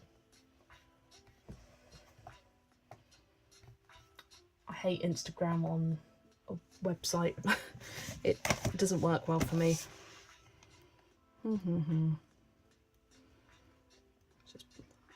Oh, it's this one. It's definitely this one. This is the page we're doing for November in the Fairy Tales group. So I started this Fairy Tales group because there was already one for Fairy Tales and Folklore, and that was every other month. And I thought, let's do one in the alternating months in Fairy Tales. And I messaged the group owner, which I think was Doodle Robot at the time. She was like, go for it. Right, back. Ooh, Vera Spin, Tatiana the Gamer to purchase next, but so many books. With a series like that, I feel like I should start the first one. Not necessarily, Vera. I'd recommend going to Candace's channel. She did a flip through of the big hardback Nice Little Town collection, and she goes through which pages are from which books, so you can see which is your favourite, because some of them are themed, some of them are more general, and the first one doesn't have any of the cute little mice in it. So if you're wanting to start your collection, you don't necessarily want to start with the first one in that one, because Nice Little Town 1 is just towns and buildings, which if that's what you want, and fair enough, but if you want those little cute mice, I'd recommend looking at a flip through of the complete collection, and Candice at Happy Catastrophe goes over each of the books and which one is in, which is from which. I don't have self-control to do a purchase spinner for books. You're so good, Vera. It's a really fun way of doing it when you're like trying to expand your collection, don't have the money or don't want to be getting loads of books at the same time, to do that spinner, and then it turns it into a fun game. I like it. That's just for the tips I got on a post of which artist to add to my collection. Yeah, you got some great suggestions on that. I am googling that book since one eBay seller is charging too much for a used copy of it. Ooh. Fantasy something. Yeah, it's called, I don't know what it's called. I can look at my wish list, which is Fantasy World. It's a pinky purpley pinky purpley coloured cover. Oh, that's just your OCD talking. I mean, I think there's 15 now, Vera, so it would be a lot to collect. It would take a while. So apparently I had £10 plus balance on my Waterstones account, so I pre-ordered the 2 Luna Maya books, Flower Fantasy and Leon's Journey. Thanks so much for the heads up. You are so welcome, Amy. Glad to have helped enable someone. It's the best kind of enabling. Camilla de Erico has a new book coming out with watercolour paper. Yes, it's called Ink and Paint, or Paint and Ink. Paint and something.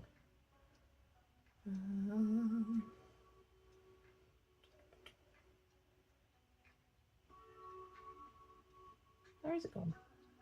Is it not on here? Did I not put it on my upcoming book releases? I thought I did. Right, finding that now and adding it, because it is on my horizon. This isn't, my upcoming releases isn't an extensive list. It's kind of things that appeal to me. And I think if it appeals to me, it will probably appeal to you guys as well. There we go, Paint and Ink. And it's got such a cute elephant on the cover. I love it. Yeah, adding that to my list. I thought it already was. February 24th.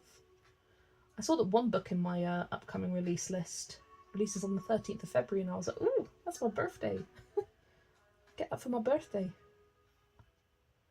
Oh, how do I add to a list on here?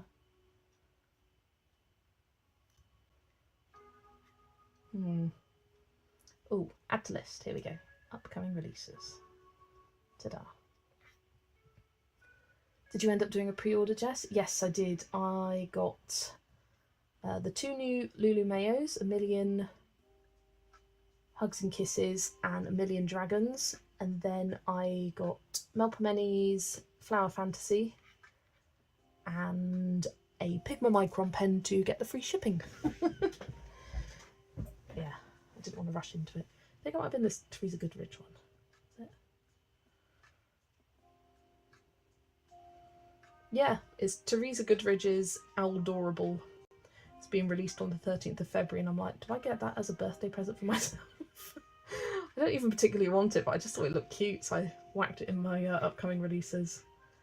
Not necessarily ones that I'm definitely want to be getting, but artists that I like, and they're in there. Lulu Mayo is not the illustrator of Leon's Journey, and instead it's a Japanese. Yeah, no. Amy was talking about a different one. The Lulu Mayo books on the Waterstones getting this pre-order prize bonus. It's a UK only thing. Yeah, Leon's Journey is Kanoko Agusa. Right, I need to get some pencils. And it should be a pretty perfect amount of time to finish this page tonight, which is great. Because it won't take long. Oh, you got some Tombos, yeah, for the free shipping. Teresa Goodrich Owl book. Need it. It is so cute. Yeah. The preview images, it kind of reminds me of her gnome books, but instead of gnomes, they're owls. Just doing little cozy things. I love it. Right, what pencils do I want to use? Could use my classic polychromos. Actually, I haven't used polychromo. For the B page I did, I used Prismacolors. I was thinking about Prismacolors again, but it would be nice to test out something different. So I'm going to use my polychromos. My old faithful. I do have a bit of curling on my page, but I get curling on a pencil page, let alone watercolour, but it is really flat and it will flatten out perfectly. Absolutely zero bleed through. What's the ring around a cat's neck? It's a pumpkin! There's the stalk. Oh, don't worry, once it's coloured it will definitely look like a pumpkin, but yeah, it's a pumpkin.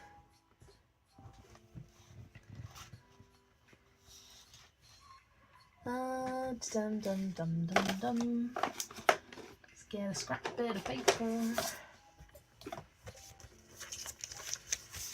Yeah, because I want to have kind of a reddish orangey pumpkin, a more orangey pumpkin, more yellowy orange pumpkin colour combo. So I do like my sanguine and terracotta for my pumpkins.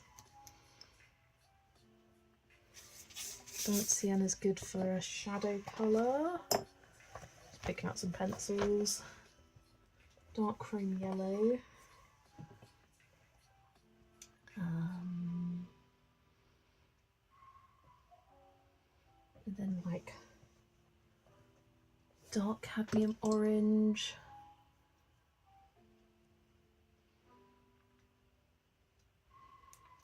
Just bought 3. Oh yeah, because with Waterstones you had to, £25 was the minimum spend for shipping. With the discount put on the books, it wasn't quite enough for the £25 free shipping.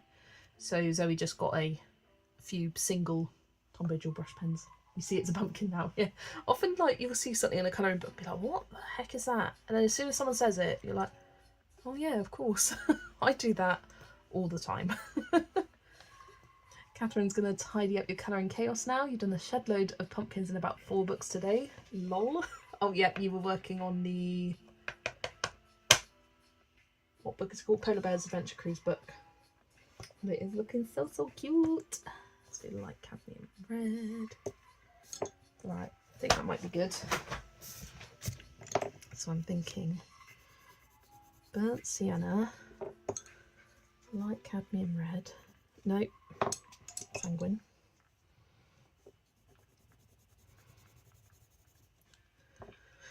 And then light cadmium red. But the kind of more... I don't know, light cadmium red's a bit red. I want dark cadmium orange. I want to go burnt sienna, sanguine. I think I'm just going to commit now and call it sanguine all the time. Even though I know it's sanguine, I'm just calling it sanguine. And if you get it, you get it. If you don't, you don't. It's not much to get, really. It's just me being silly. Right, then sanguine. And then dark cadmium. And terracotta, the orangey one. I'm trying to use like a similar range of pencils across all 3 blends to give a good kind of variety.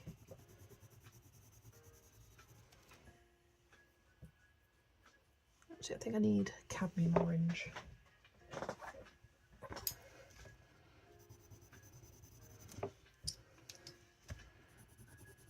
Oh, just went over the side of the page there, it scared me. Right.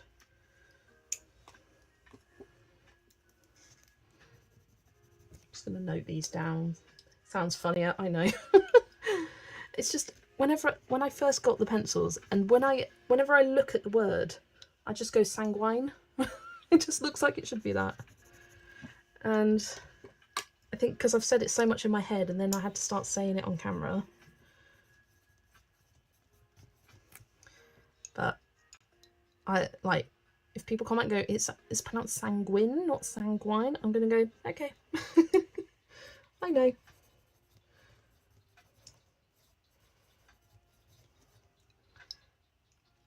Dark green yellow. I like creating these little swatch sheets just to remind me of the blends, because I'm mixing the same kind of coloured pencils across different coloured blends. It gets a bit confusing at times, so I write it down so I don't forget. Right, then I did sanguine. Now I've forgotten already. Sanguine, terracotta. Yeah. And then whilst I'm colouring, if I get confused, I can just look at my cheat sheet. So, pro tip. That one's that. Dark cadmium orange.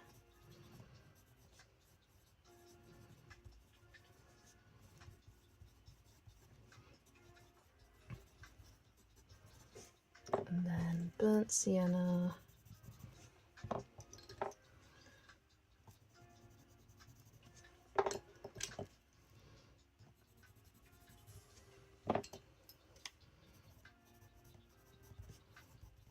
Sorry, not the most exciting thing, but it will help me colour the page a lot more easily.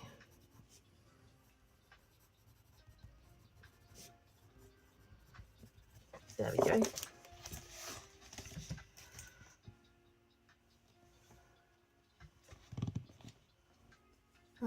I was going to buy pre-orders, but I don't get paid till next week. Oh no!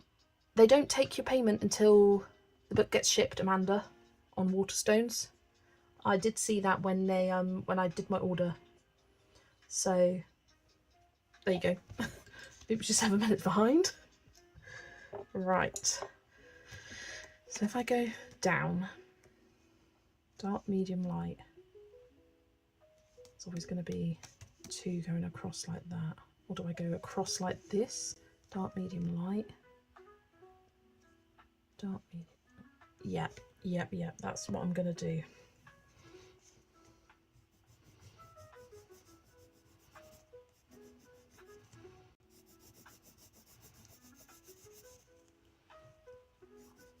So I'm going to go around all the pumpkins. Get my base on there. So dark, medium, light. I don't want a dark to touch, so dark needs to be here. I'm trying to do it so it's a repeating pattern, but you don't have 2 of the same colours touching. And there. So going across in these diagonal lines rather than straight down or straight across, I think will be better. I mean, if I do have 2 of the same colours touching, like, whatever. C'est la vie. Ugh, I can hear my work phone ringing. I'm just going to ignore it. What could they be ringing me at 9:30?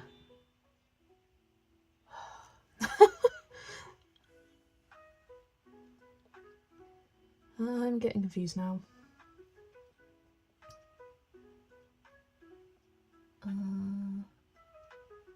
Oh, sorry, I think I missed your answer earlier. Oh, I missed your comment.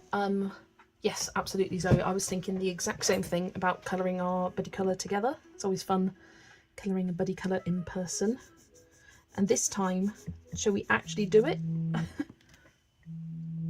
Oh, I'm just going to mute myself a second, guys, as this is the out of hours office calling.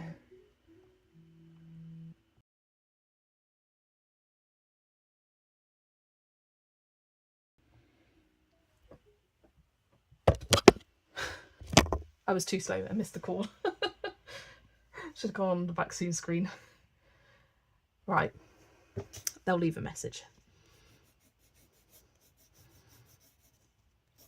Don't know what they could be calling me at this time for.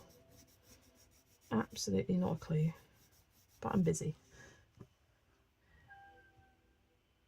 It was more in case there's an issue with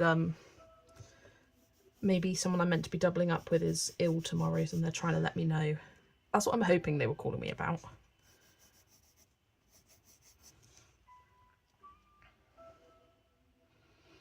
Right, so dark, medium, light. That would be dark, medium, light. I think I need to get my other colours out. We'll just start shading these and then move on to the other bits. That's not the right colour. I remembered I had it whilst I was looking for a page to do last night. Fair enough. Yeah, it's been on my mind. I've pulled it out a couple of times to start colouring and then just not quite had the inspiration for it. Yeah, it'll be fun colouring it together, Zoe. Yeah, because there's been a few times where Zoe and I have gone, oh, let's colour this buddy colour together when we meet up for our colouring day, and then we end up colouring something completely different because we don't feel the inspiration for it. It's completely fine.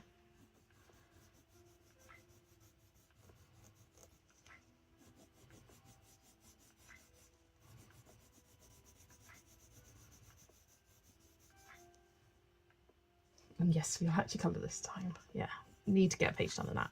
We can't go the whole of October without colouring a page in that, considering we pre-ordered it. Cannot happen.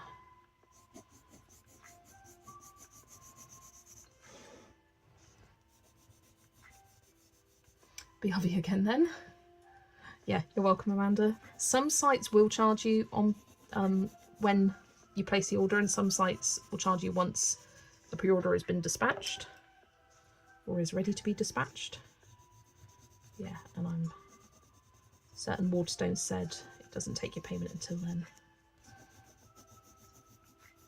Which is sometimes nice when you've pre-ordered something and you know it's already been paid for. But then other times you don't necessarily want to have that money taken out at that time. But yeah, I think because Waterstones do the same thing as Amazon with the pre-order price guarantee. So if the price drops at all, you get the cheapest price.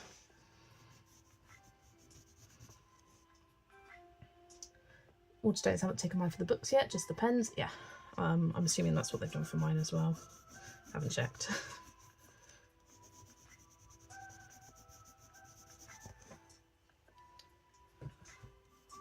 Right, so that's the dark ones.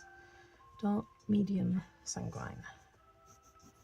No, that's terracotta. I keep getting confused between those two pencils. I can't believe they ship one single pen in one packet and the other two in another packet. Oh no. Yeah, I've just got one singular packet coming. One singular pen coming. Which is fine. I don't care. They probably see it and go, oh, this is clearly someone just trying to get the free shipping, ordering one pen. I was tempted to get a Lagami pen, but then I would have had to end up getting two. I don't use them enough to warrant getting two necessarily. Oh, this pencil's getting a bit short for my liking. It's Friday night now, so my bank probably wouldn't deduct any payments till Monday anyway. Fair enough. Yeah, sometimes they just do like the pending transactions at the top. Where it's like you kind of have the money, but you kind of don't.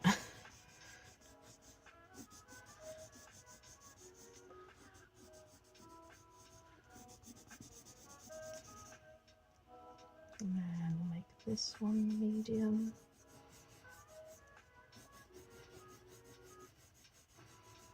Can confirm, polychrome has worked well in this book. Laying down nicely.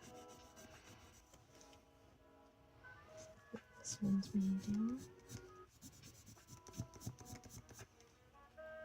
I was going to get another Lagami too. Yeah, I was tempted with the B one because I saw the B had the black ink. And I thought about some new post-its and I was like, I don't really like using post-its. And once I finished all my rank and rates, I'm binning the post-it notes that I was using to flag the pages. That's what I find them most useful for, like little post-it notes for flagging pages to show in a video, as in you're wanting to flip through the whole book. Whereas with my page flags, it's hard to flip with them being in the book because they're quite heavy. It doesn't flip properly. Just checking my phone, it wasn't work, it's all right. Yeah, there was another one with black ink, cat and bee. I've got the cat one. If you're wondering what we're talking about, it's these little pens by Lagami, and they're all themed to different animals. This one's a black cat. Focus, there we go. Little black cat by the brand Lagami. There you go.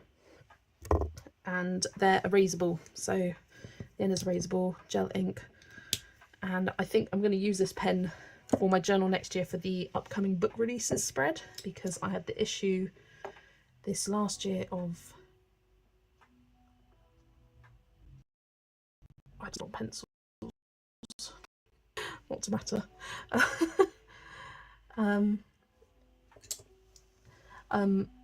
What was I saying? For my upcoming book releases, because sometimes you have book releases that change their release dates. So to have an erasable pen will be good to reduce the kind of mess going on there. Right, I'm just going to bring that dark cadmium orange onto this pumpkin. Yeah, I just used terracotta in the blend instead of the dark cadmium orange. Because even though I had my cheat sheet, I still did it wrong. But it's layering over beautifully.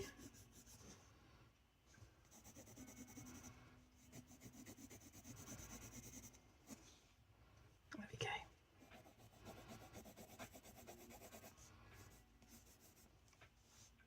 They're refillable too. Yes, you can buy the ink refills. You can put it out the back. I don't know. But yeah, each of the different like themed pens have different coloured inks with them. I think like the giraffe one's brown. They've got like purple and pink inks. It's really cute colours, but I tend to just use black.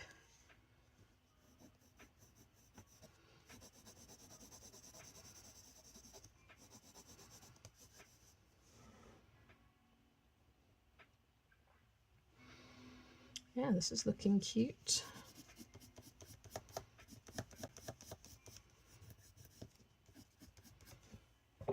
Terracotta. Use mine for everything now. Fave pen.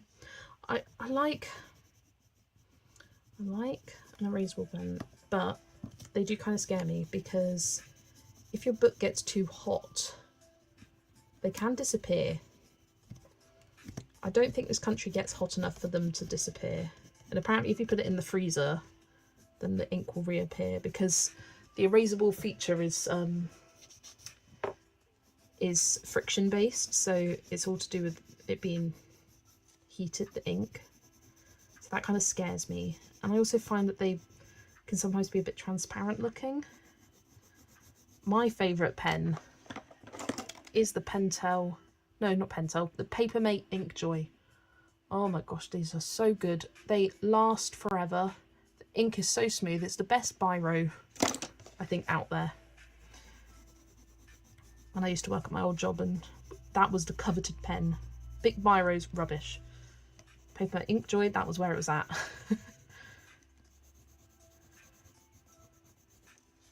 They're great.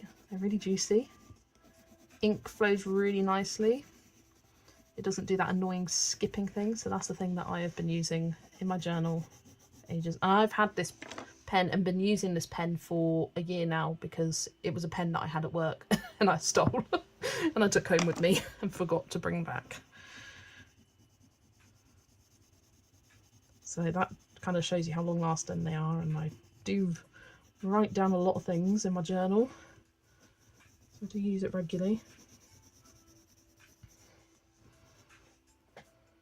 I think I'm going to go over these darker pumpkins with this reddish tone. Yeah. Really bring that darker tone into it. That's nice.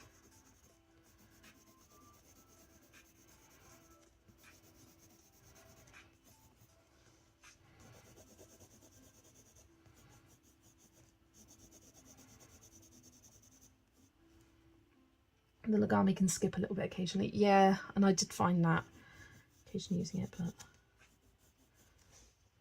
I like the permanence of a biro. It ain't going anywhere.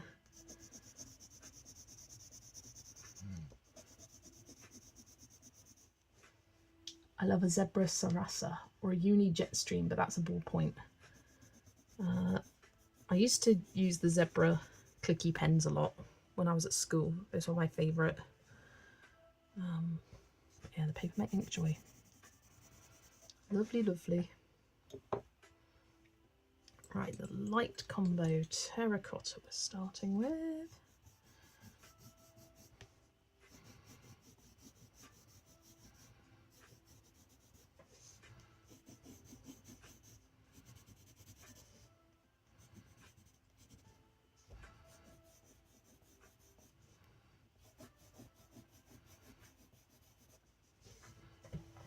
Oh, it's hard getting to the ones in the crease of the book here. I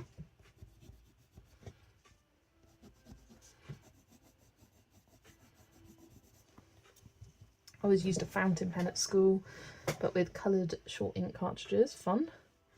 I kind of hate the noise of a fountain pen, like the scratchiness of it. It gives me the ick. Kind of disturbs me. But they are gorgeous. I do have the Inkjoys and I like them, but my number one favourite are the Pilot G2. I haven't tried those. I mean, for me, if I find something that I like, I ain't gonna test around with other stuff.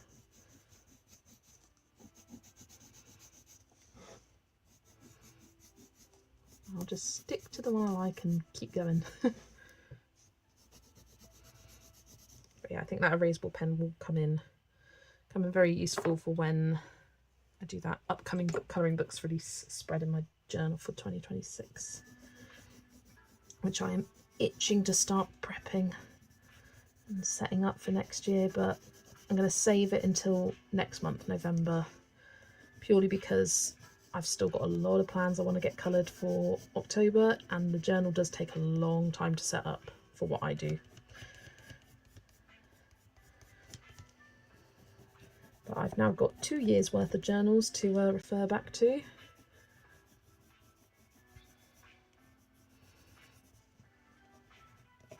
And it's nice, you can implement some things, adapt other things, give little tweaks here and there, going, okay, I like this spread, but I want it to look a little bit different, thinking about that, those kind of changes.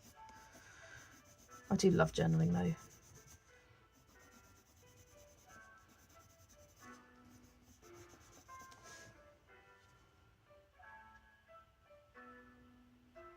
I've just noticed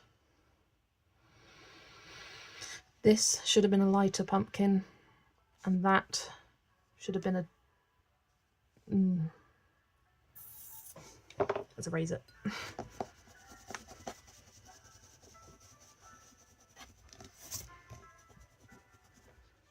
Because that will annoy me if just one is out of the pattern.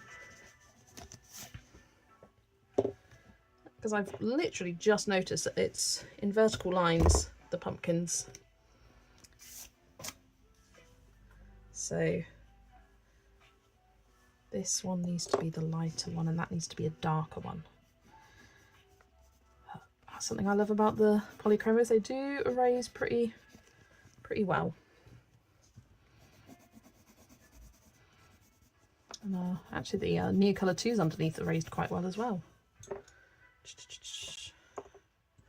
Then the dark combo burnt sienna.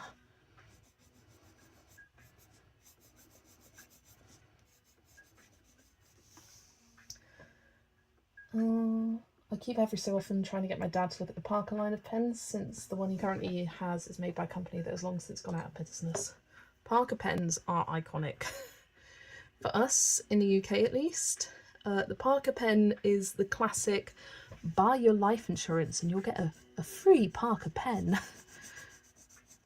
Although they don't seem to advertise that anymore. They just advertise the life insurance. Because I see it every now and then when I'm in clients' houses around mid-afternoon, early afternoon. That's when they advertise all the life insurance. They know who's watching. But whenever I think of Parker pens, I think of those kind of ads.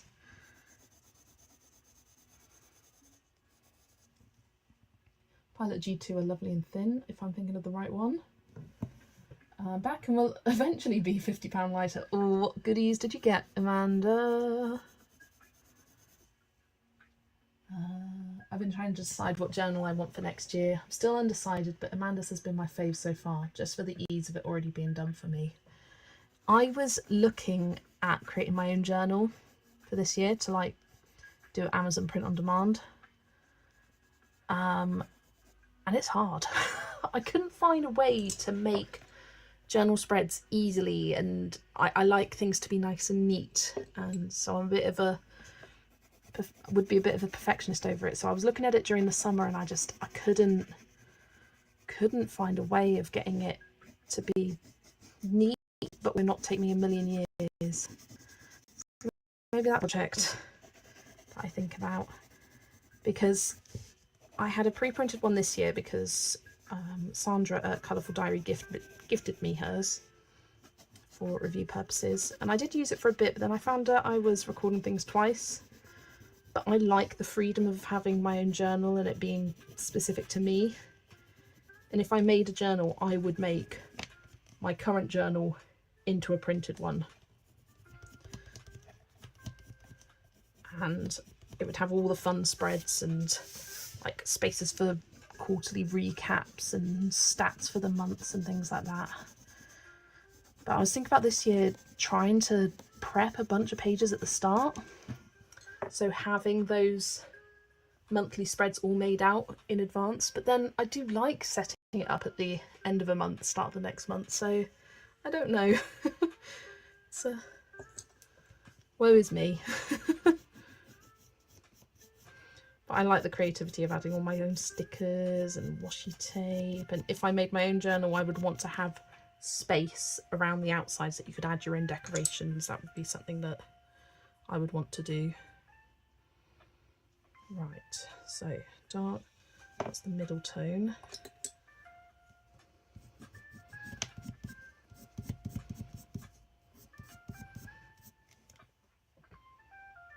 think. Yeah, dark, middle tone, light.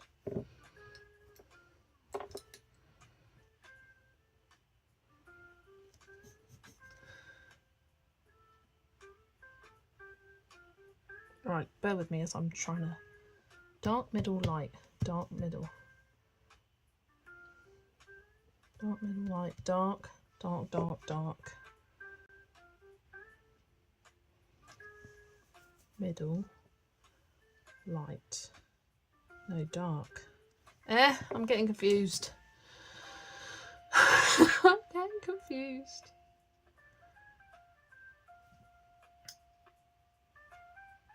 You should do it, sell them on Amazon. Yeah, I mean, I would do it if I could, and it's just trying to find out how to do it. And I would want to do it so there's multiple options of covers, and it would just be plain covers that you could decorate yourself, because I don't want everyone to just have the same looking journal. I like the idea of making it your own. Like with mine, it's a plain colour journal, just add a nice fun sticker on top to make it match with the kind of style I like. Because seeing the same rainbowy journal gets a bit much for me personally. So I do like that she's got the undated planners with different styles. Oh, I've missed a bunch of comments.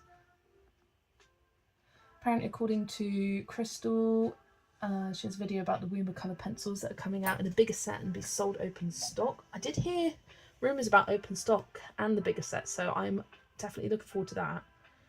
If they come out with a bigger set, that I will be getting them, because that's what I said when they first released, that I didn't want 72, I wanted more.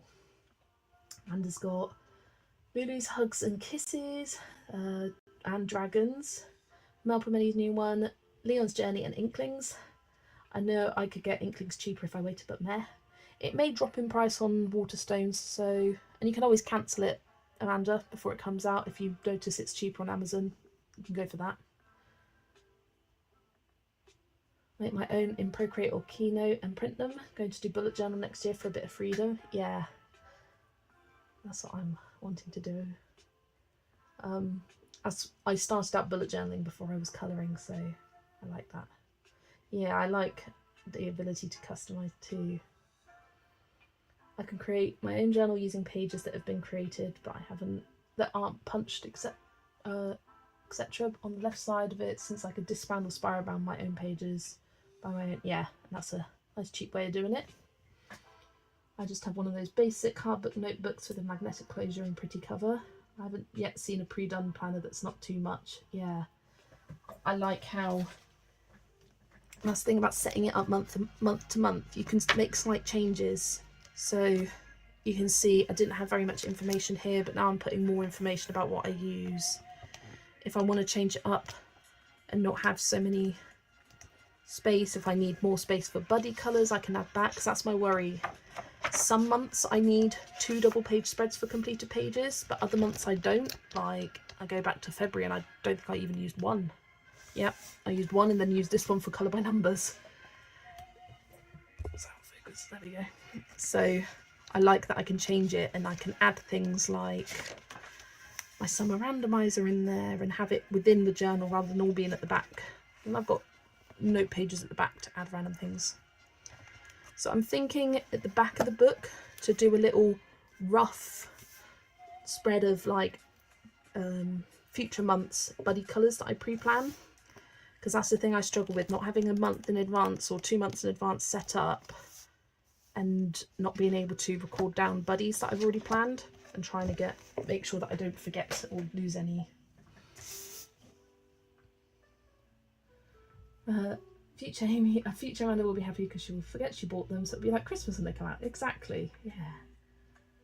There was only Melpa menus at the 3 I was thinking about with the 25% off, so I'm leaving for now, as I may have decided them again. Anyway, that's fair enough, Joe, and it may come to 25% off on Amazon pre-order anyway, or it'll drop in price sort of thing, so it may change there.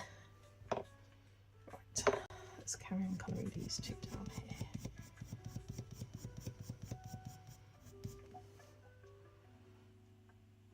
Yeah, because it does go like, so that should be light, but that doesn't match with that one. but it would match with this. It's like an invisible line going down here, and then that is medium, but it should be dark. Is that another visible line? Oh, this is confusing me. Doesn't take much.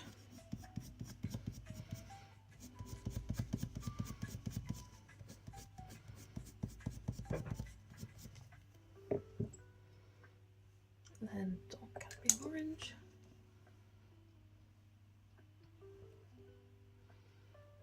Took me 2 days to make all my Notion tracker stuff. Yeah, it does take a while, but once it's all set up, it's good to go.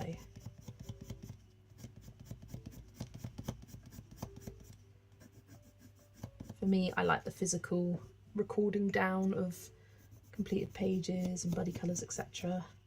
I like that my collection is digitised, and I think for my next journal I won't write out all of my colouring books because it's too much.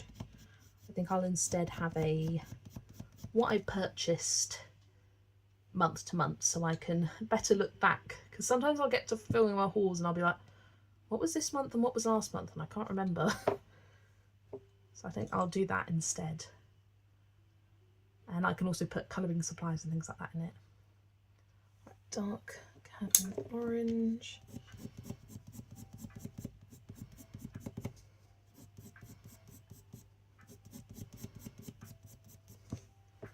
And then terracotta.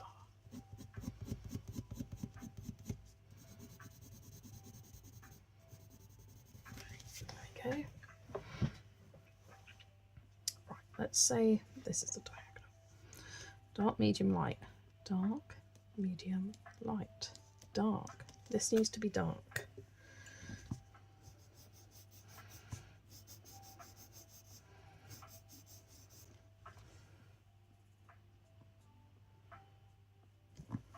It's just, I think it's changed, and this is probably so boring to see me struggling with this, but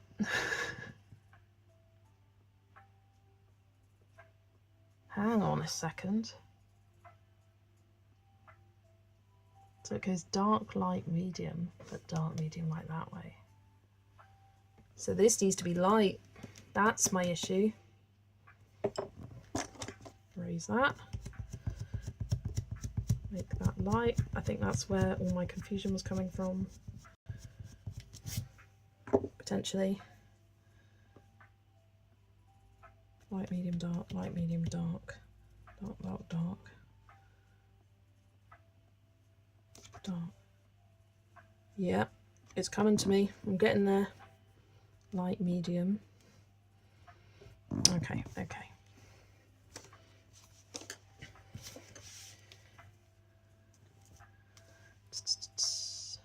Dark. I'm making this so much more complicated than it needs to be. This would have been a perfect page to plan out on Procreate, actually. Video, link below. No, it's not. But I have made a video on how to sing Procreate, or other apps are available, which I have discovered. Oh, I did the wrong blend again. I did the same blend it was before. Idiot.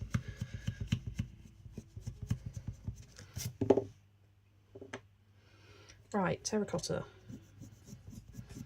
This is a light pumpkin.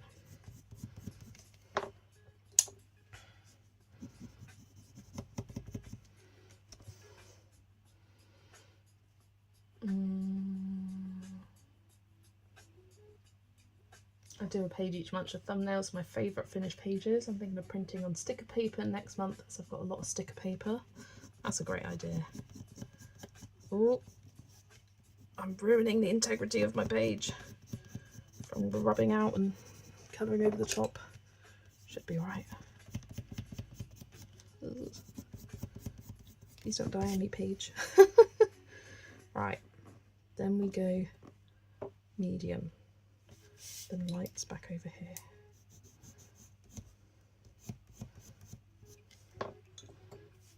Then this is dark. And that is dark. And all of these going up are dark. Okay, this will help.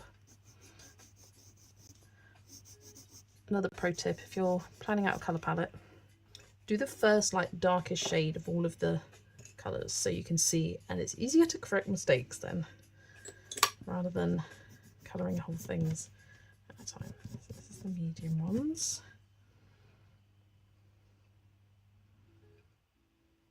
Dark, light, medium, yeah. There's this stupid cat in the way, ruining my pattern.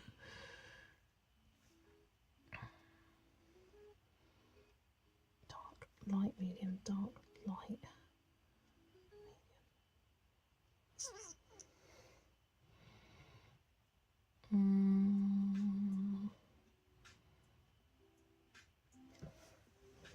I'm lost again. Yeah, because those go down like that. Right, let's work on the light ones. Dark, light.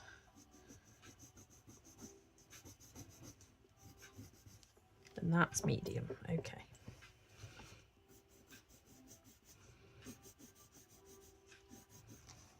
So then that's medium. I feel like I'm doing a puzzle and it shouldn't be this difficult. Like I'm doing one of those logic puzzle games and failing miserably. Just getting too confused about it all. It's the eyes, they're hypnotising you. Yeah, they are staring into my soul right now and distracting me. Let's blame the cat. So then this is light. That is light. And that is light. And then this would also be light. Okay, I think I did it.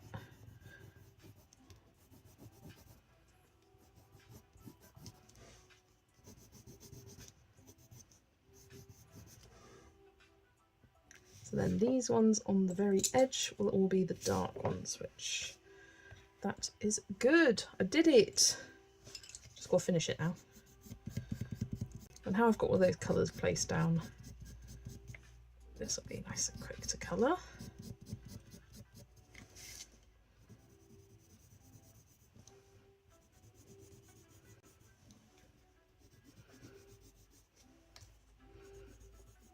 There we go.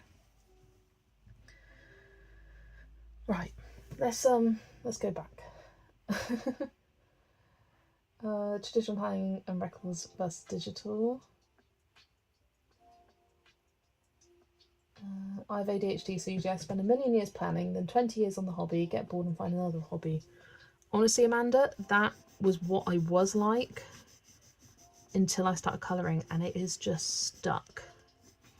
And I think it's because I am a very creative person at heart.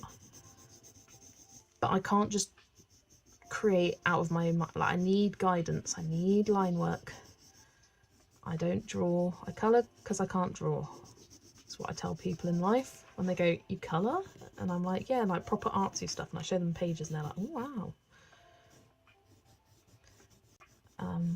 Because I used to do journaling, but then COVID happened and I just wasn't doing stuff or planning stuff, and I moved back home and I wasn't doing so much housework. I didn't have university anymore, so I wasn't planning when I needed to study, etc.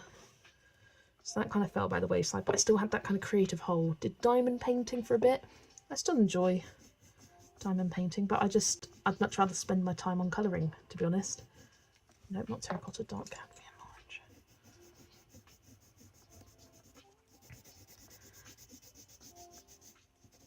And it genuinely was love from the first page. And I'll have family members be like, you still colouring? And I'm like, oh yes, you have no idea. My collection is insane.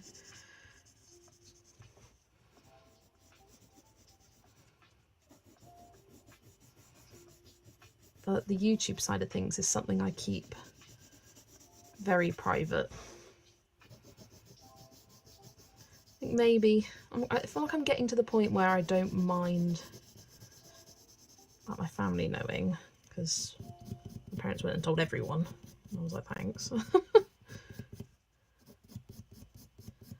But It's like talking about at work. I haven't said it to anyone at work, clients or other carers alike. And yeah, I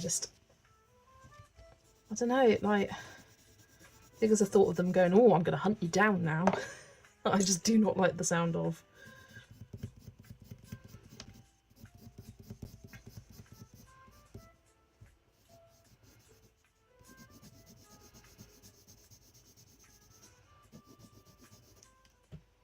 Do you have a snack tonight? I do not. I was so full after tea. We had a curry and it was very filling.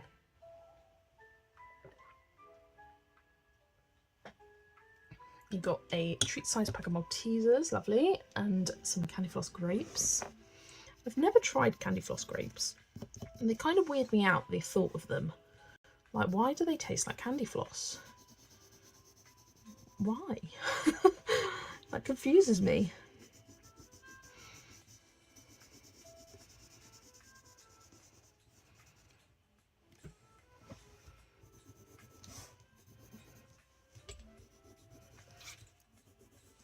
See, I'm glad I've decided to colour the pumpkins in the background of this page, because then I feel like I can actually count it for the how many pumpkins tag, which I'm planning to do late November.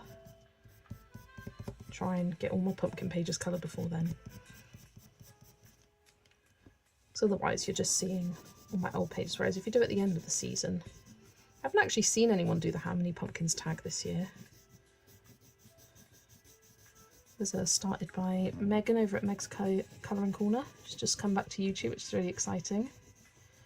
But yeah, I do want to do my how many pumpkins. There's going to be a heck of a lot.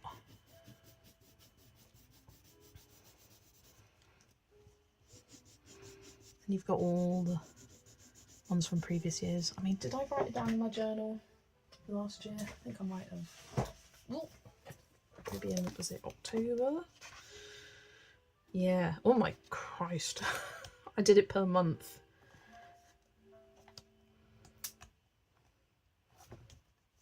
It's funny seeing how my handwriting's changed. Like, it's very small here and it's gotten bigger.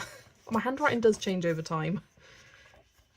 Yeah, last year in September I coloured 9 pumpkins. Then in October I coloured 80. But I did 15 pages of Lonely Pumpkin, and I think several of these had multiple pumpkins on a page. And then November I didn't write it down. I didn't write it down, so I don't know. So probably around 100 last year. Yeah, interesting. Yeah, there we go.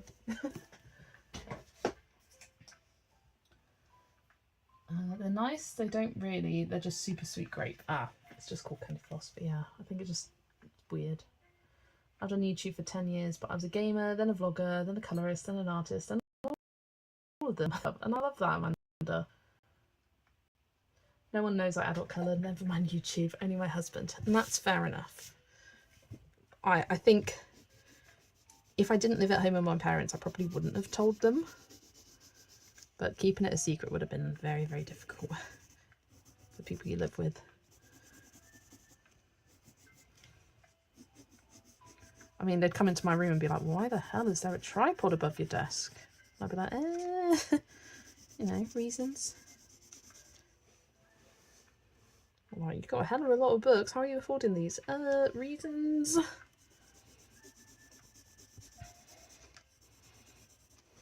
Because they also know that I'm monetised and whatnot. They're very, very supportive and encouraging me. My dad's created me lots of different things, 3D printed.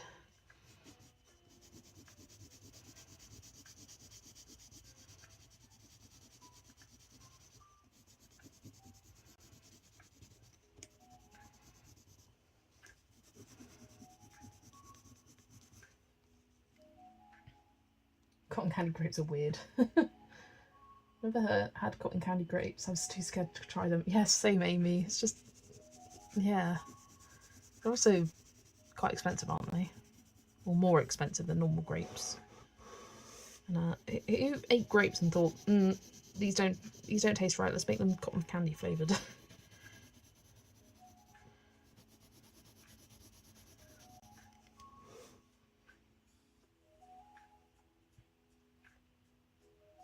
Weird, yes, too sweet. What's the name of the dragon colouring book? Let me just grab it. It's now underneath things. Dragons du Monde. If you search Diane Dufour Dragons, it'll come up. I'm sure it will. Dragons du Monde. Thank you, Amy, for putting that in chat. I'm going to try the Tutti Frutti ones too. Ooh. Tutti Frutti reminds me of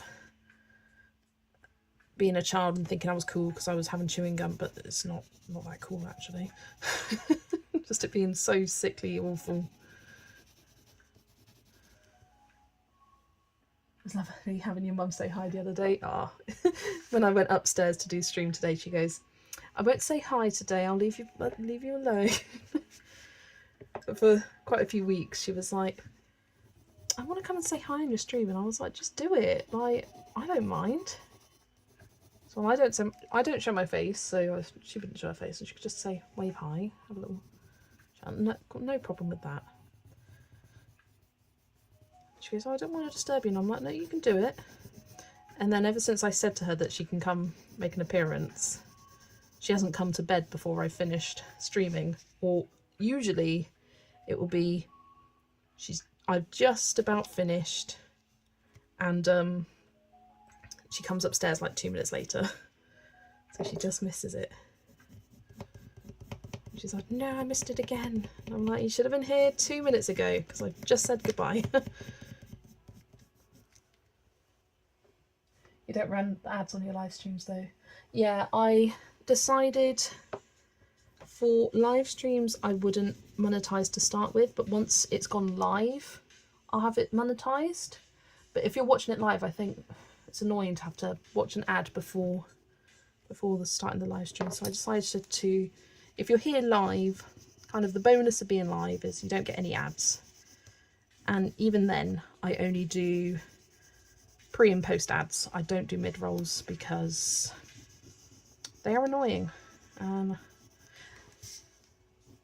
From back in my memory of having ads on YouTube, I've had premium for years, and I don't think I could go back now.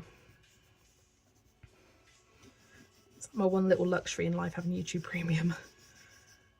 But I watch YouTube constantly, so it's definitely worth it for me. And the fact that you can get the mini player so you can multitask on your phone whilst watching is another feature I use all the time.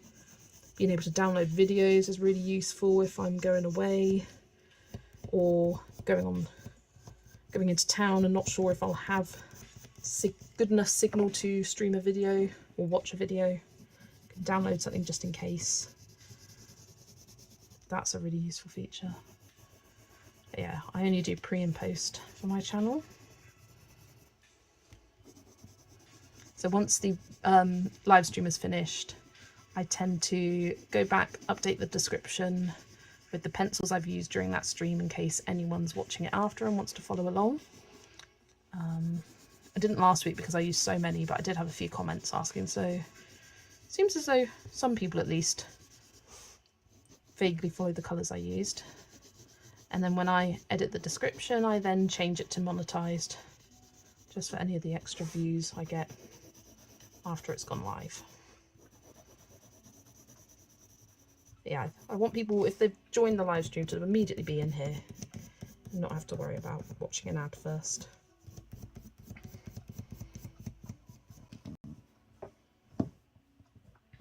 Before, I don't mind it. Mid-rolls are annoying. Don't think I'll ever pay for premium. And that's fair enough. I usually prefer more tart type fruits, so if they're very sweet, then perhaps I won't be a fan. Yeah, I agree. I love a raspberry. Ooh. I love premium. I lost it for one day when Apple was super on the board taking a payment that wasn't there. Couldn't watch one video without sorting that payment out quick sharp.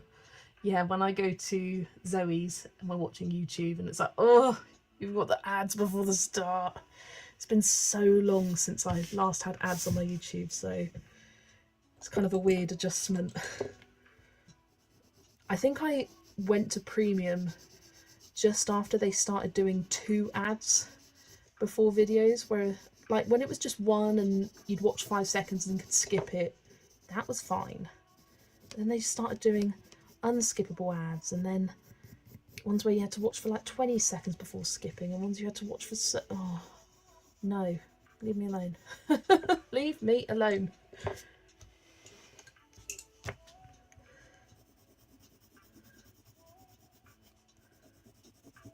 Yeah, shortly after that I was like, let's try premium. And I tell you what, it is dangerous. Once you try it, you never want to go back.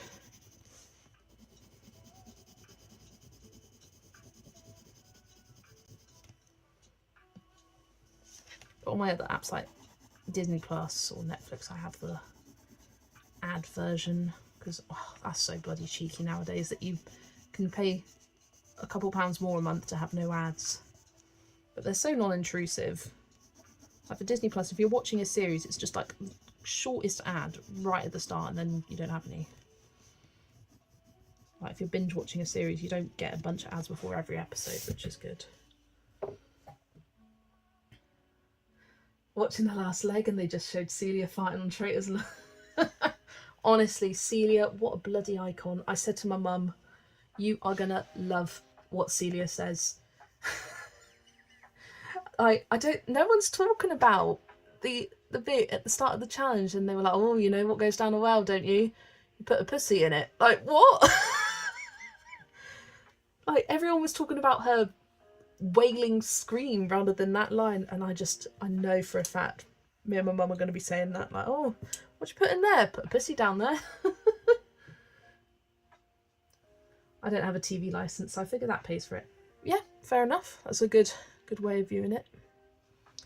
Right, for little Miss Pumpkin Cat here, I'm going to use the middle blend. So Sanguine, Dark Cadmium Orange, and Terracotta.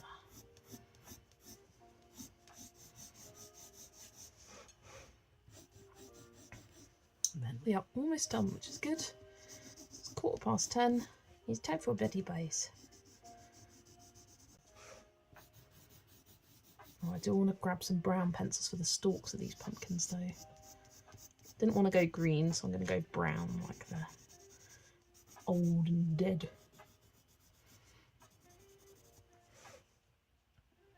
Let's get Anna's compliment for me about the broom cupboard. I love that line as well. If we kill Kate, people will just think she's got lost in a broom cupboard. I love him. I also love the line, you can't think someone's a traitor just because they've got a better vocabulary than you.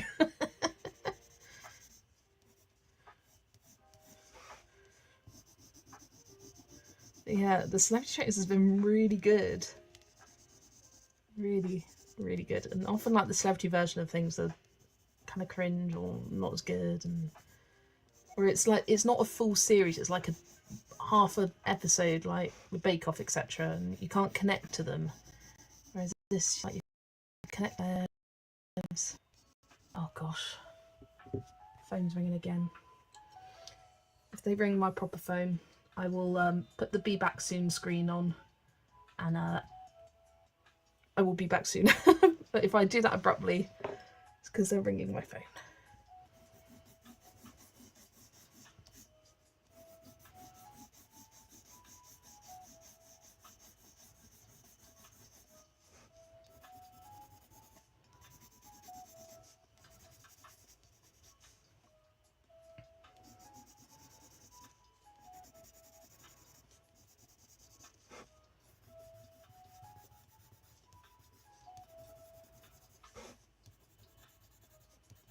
Just waiting for it to ring now.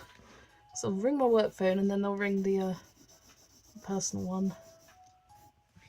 Just checking. Nope, not yet. Night, Catherine. Have a good night's sleep. Thanks for joining.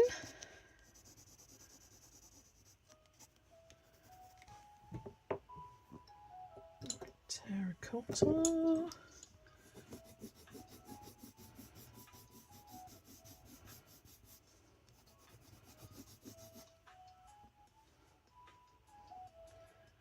Don't you hate it when you get a Maltese with chewy centre? Oh my gosh, yes. Nothing less than you biting it, expecting that nice crunch, just chewy. Rubbish. I'm going to put my chair up so I can see my phone screen. Okay. Somebody used a Miranda clip on Facebook and I had to know what show this was that had Tom Ellis in. Been that on YouTube ever since. It was quite hilarious. I love that show. It was released when I was in my sort of early teen years, and yeah, really loved it. A lot of girls my age watched that. But yeah, that was my first introduction to Tom Ellis. I was like, oh, it's the guy from Miranda.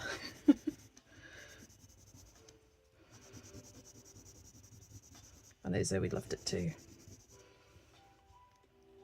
For Americans, Maltesers are Whoppers. Oh, interesting. I had a dream about Maltesers recently. I dreamt I was eating Aero bubbles, but they were like Maltesers in the middle because they were stale. Oh, that's kind of... It's a very specific dream. Also sounds kind of nasty.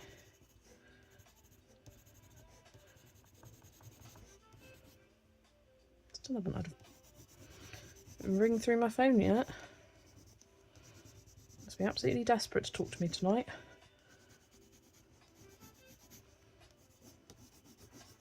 I'll probably have left a message and want me to call them back, which I will do. Or it could be that client has cancelled their call for tomorrow. That could be the other reason they're calling me at this time.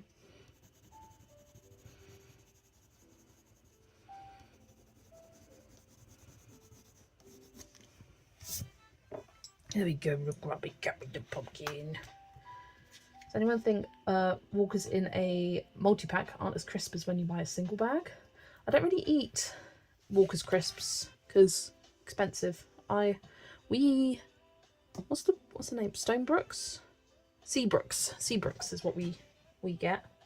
I really like them. Right, I think a bit of walnut brown. I'll get out my black pencils for the kitty cat as well. Walnut brown and then burnt sienna. Black panes or cold grace.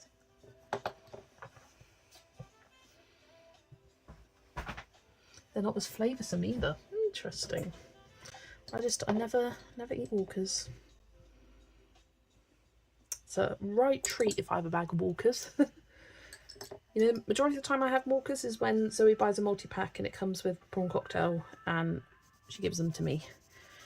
The prawn cocktail are my favourite, but neither she or Steve like them, so I have them. It's the same if we get a multi-bag. I have the prawn cocktail ones.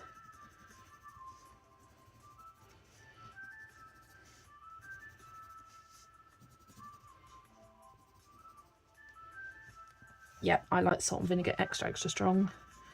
I like Aldi do a fancy looking sea salt and apple cider vinegar crisp. Oh, it's so good. They're so strong, flavoursome. I like a salt and vinegar crisp to hurt my mouth. That's a good salt and vinegar crisp to me. It's nothing worse than just a meh, go girl, give us nothing kind of salt and vinegar. I think I might leave a white patch on its belly just for a bit of contrast with the rest. I may change my mind.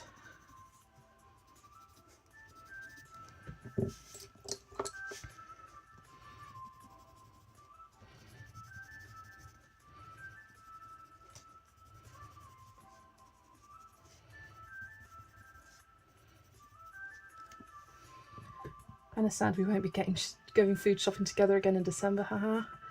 So we can still do that. Like, I can take you food shopping when I get to your house and we can go. I mean, I know it is not the same because you're not buying like everything fresh from scratch, but we can go do a food shop together. I'm not taking you to M&S. I'm not doing that. I'm not taking Tesco or Sainsbury's or other supermarkets are available. We could like Get some snacks for a movie night or something. Buy some things for a couple of meals.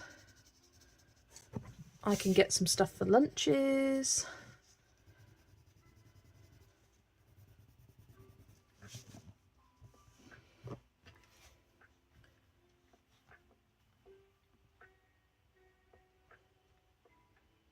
Oh, I just saw a comment from Joe that got deleted. Message retracted. And someone saying your autocorrector's drunk. Oh dear. I saw wheat crunchies and that was about it. Probably have already done the food shopping. We use Ocado, okay, M&S. We can go for snacks, etc. Yeah, we can go for snacks and I can get some bits for my lunch.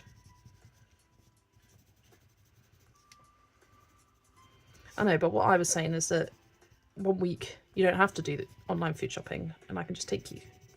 You can plan for that.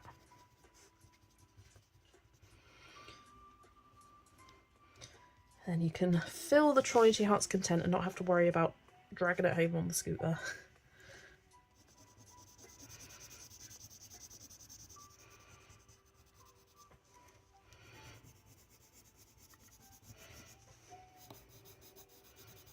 A bit of this burnt sienna around the cat's head.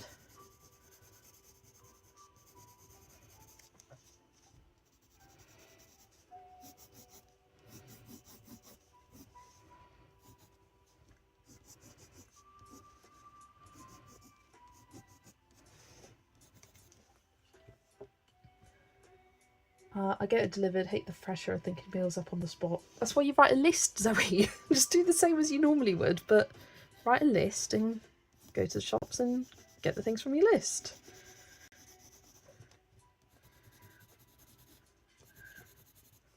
I never go to the shops without a list or think up meals on the spot. I always meal plan ahead. Right, let's do his eyes next. Cadmium orange and dark chrome yellow. I think.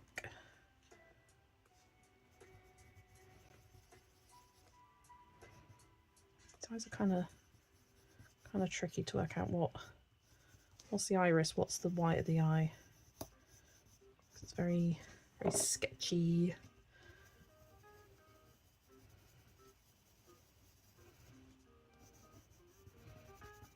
I think that will do. That'll do, donkey. A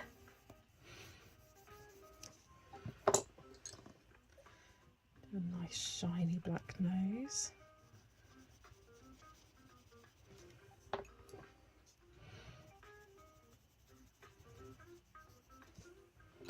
Let's grab a white. There we go. Alright, let's put these in pencil extenders.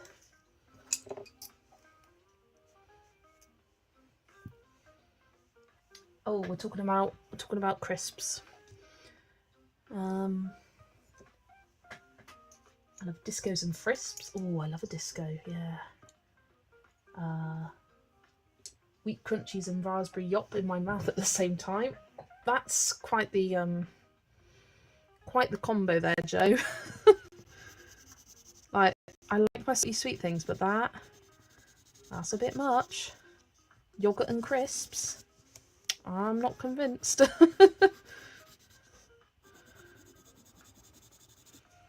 So for the cat, I'm using black Payne's Grey and Cold Grey 6. My kind of go-to black combo with the polychromos.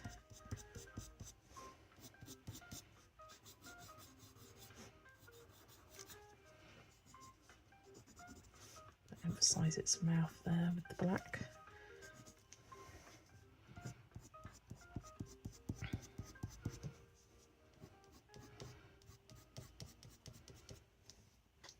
We just tried the barbecue beef monster munch, never again. See, I like a barbecue flavour crisp. Barbecue beef monster, it's got to be the pickled onion one. It's got to be, every time. Roast beef, no. Pickled onion, yes.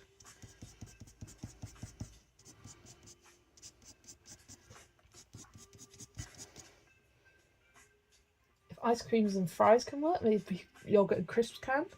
I suppose, Yogurt and crisp works. I don't know. Oxtail soup with beefy Monster Munch floaters. Delicious. I mean, fair enough for that one. At least you're keeping along the same kind of flavour palettes. I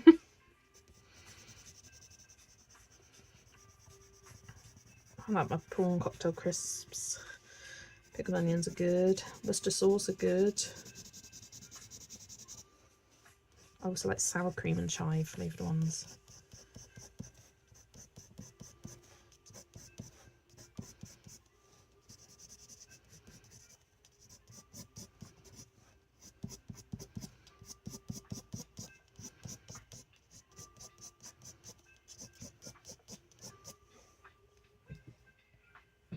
These flavours crack me up. What's it's in a jam sandwich? Oh, Zoe, stop it. Oh, I can't. For me, it's like chocolate and salted. That's the kind of salty and sweet I can cope with. Sweet and salted popcorn. Anything else? I mean, even like IKEA meatballs with the lingonberry jam, that's nice. Or like a jam with cranberry sauce and brie. But you go much further with me, and I just I feel icky.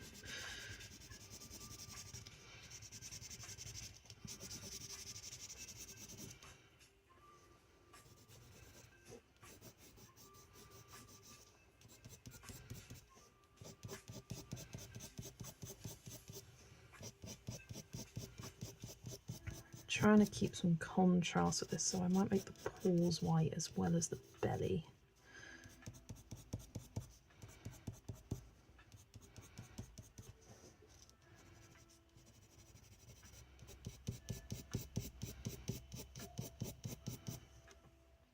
Cheese and jam, no. The jam and meatballs.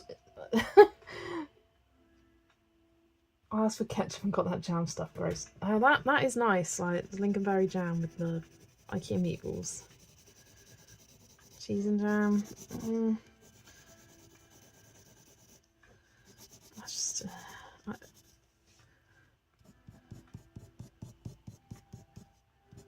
get a bit funny with like weird textures combined, or weird foods touching.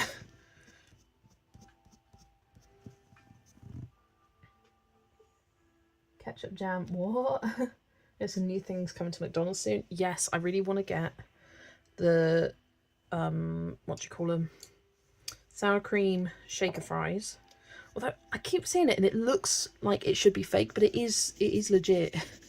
It is. It just doesn't look like it'd be something coming to McDonald's UK. So you got the sour cream shaker fries. I really want to try those. And then maybe get them with the mac and cheese triangles. Honestly, the is it the barbecue beef quarter pounder looks good, pretty good. Something barbecue-y, like barbecue burger. But yeah, it's the they've got a chicken with pineapple in it burger, which that's going to be divisive. It's like pineapple with ham or gammon. Lovely. But a chicken? I don't know. I want the pineapple in a normal chicken burger, not the McSpicy, because I can't eat that. Yeah. Barbecue and maple bacon. That sounds right. Yeah. It sounds really good. A Hawaiian burger, yeah, like a barbecue beef and pineapple burger with maybe some bacon in it. But it's the fact that it's chicken. It's weird.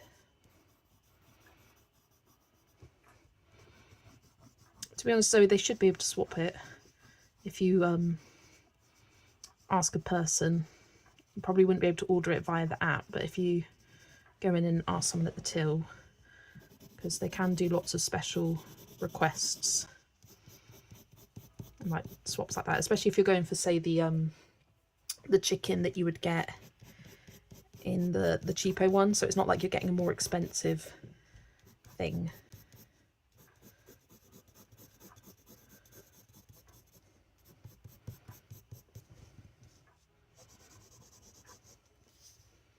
Chicken and pineapple works. Had that before. I have to order it at the counter. Yeah.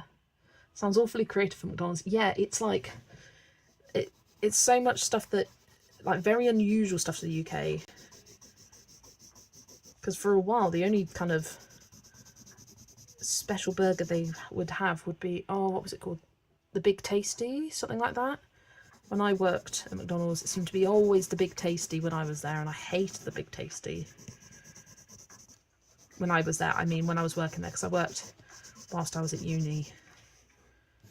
I hated the Big Tasty.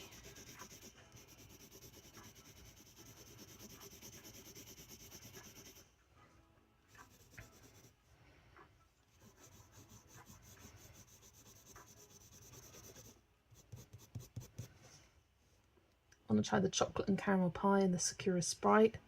The Sakura Sprite does not appeal to me. I don't like any kind of florally scented drinks. Elderflower, no. Rose, no. No. So I don't think that would be for me.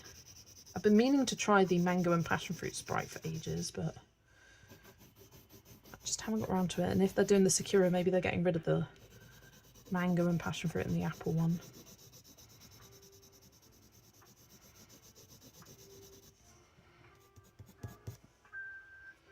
I miss the massive chunks of pineapple they put in Happy Meals. It's just apple slices now.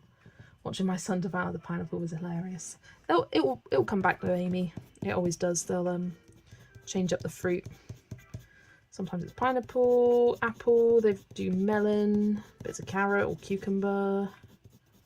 It is nice how they change it up. It is a good alternative for the kids.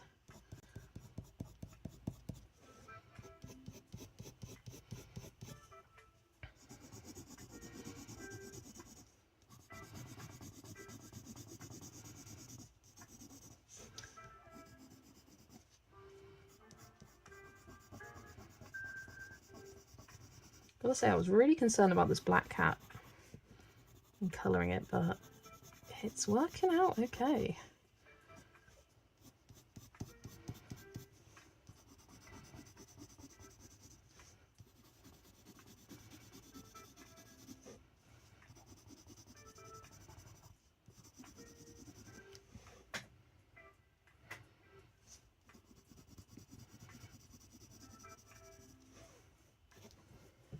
Here's green cold grey 6.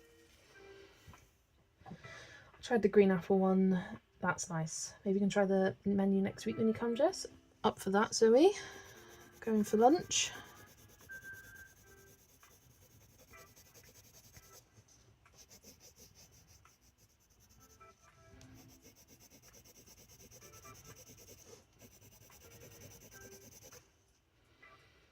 Yeah, green apple. I imagine it just tastes like apple tango, really, or apple tizer, or apple flavoured fizzy drinks. Like, it's not that creative, but I love anything mango and passion fruit. That is my favourite flavour combo, mango and passion fruit.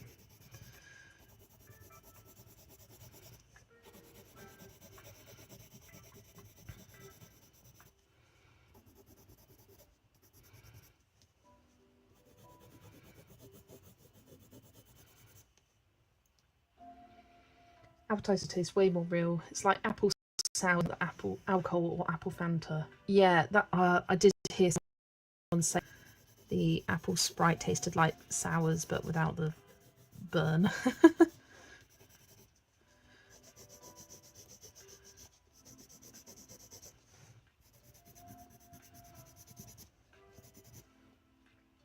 You can eat in because delivery is nasty and cold and more expensive. So yeah. I can take us to, we're going to go to that big one. Every time I drive past it, I'm like, that's the mecca of McDonald's. It's so huge. Biggest one I've ever seen. There's definitely bigger ones out there, but for what I've seen, it's a big one.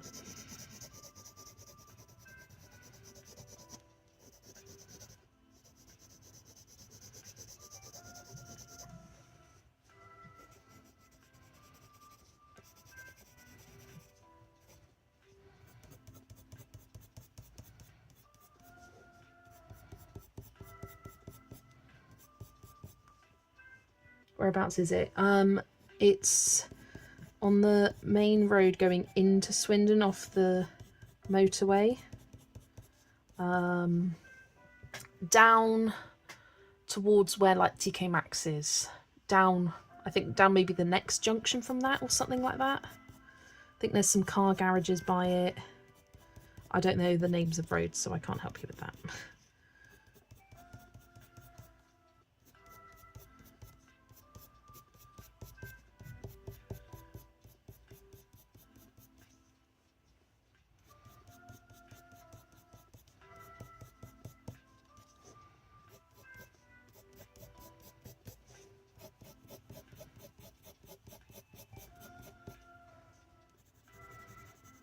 Alright, just got the face left, and then we are done for tonight.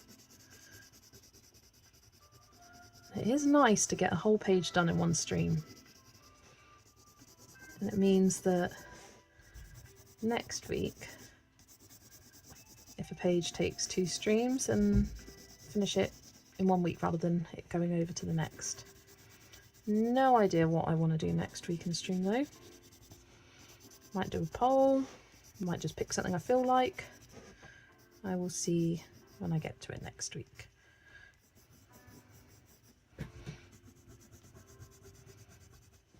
Do you want to go over the whiskers with the big one?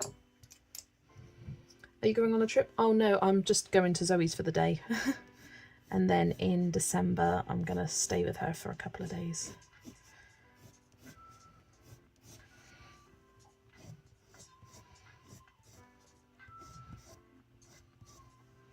Yeah, we're very excited. We managed to snag tickets to 6 in Oxford, so we both are very much looking forward to that. There we go. He seems to have more whiskers on one side than the other. Might add another one this side. There we go. Go over the eye, that's fine. Oh, Sharon, welcome to the Queen Bumblebee tier. Thank you so much for joining. Oh, looking back at the page now, it's the cat's coloured in. It looks so cute. I love it. And I was really worried about definition with it, but I think leaving the paws and the chest white really helps. I may tweak it a little bit off camera, but yeah. What books are left on your untouched books list? Yes, that's a great thought, Kimberlyn. Still got a lot. I need to start working some more in there, rather than my autumn randomizer. Oh, could do a page from like the autumn colouring heaven. I want to do that. There's the peaceful rabbit colouring book. Yeah, I'll find some options maybe from this untouched books list and get you guys to vote on it. Page looks so good, and those eyes. Still watching but out of chat. Night all, thanks for company. Thank you everyone. Bridgemead, sorry, not head. Yeah, I think that's right, Zoe. Yeah, it's along that road area. Looking super cute. So I was working and lurking. Finally done with my Hannah Lynn page. Just need to do a bling border. Fun, fun, fun. Yeah, thanks for joining me all tonight. Yeah, I might do a little bit of extra shading off camera, but I do need to get to bed now. And I think I want to put some glaze pen on his eyes just to really make him pop. But yeah, he's so cute, so fluffy. Yeah, so yes, Sharon, thank you again for joining the Queen Bumblebee tier. I just uploaded the next part of the colour along tonight, so you got that. 8 episodes now to enjoy. Yeah, thanks everyone for joining.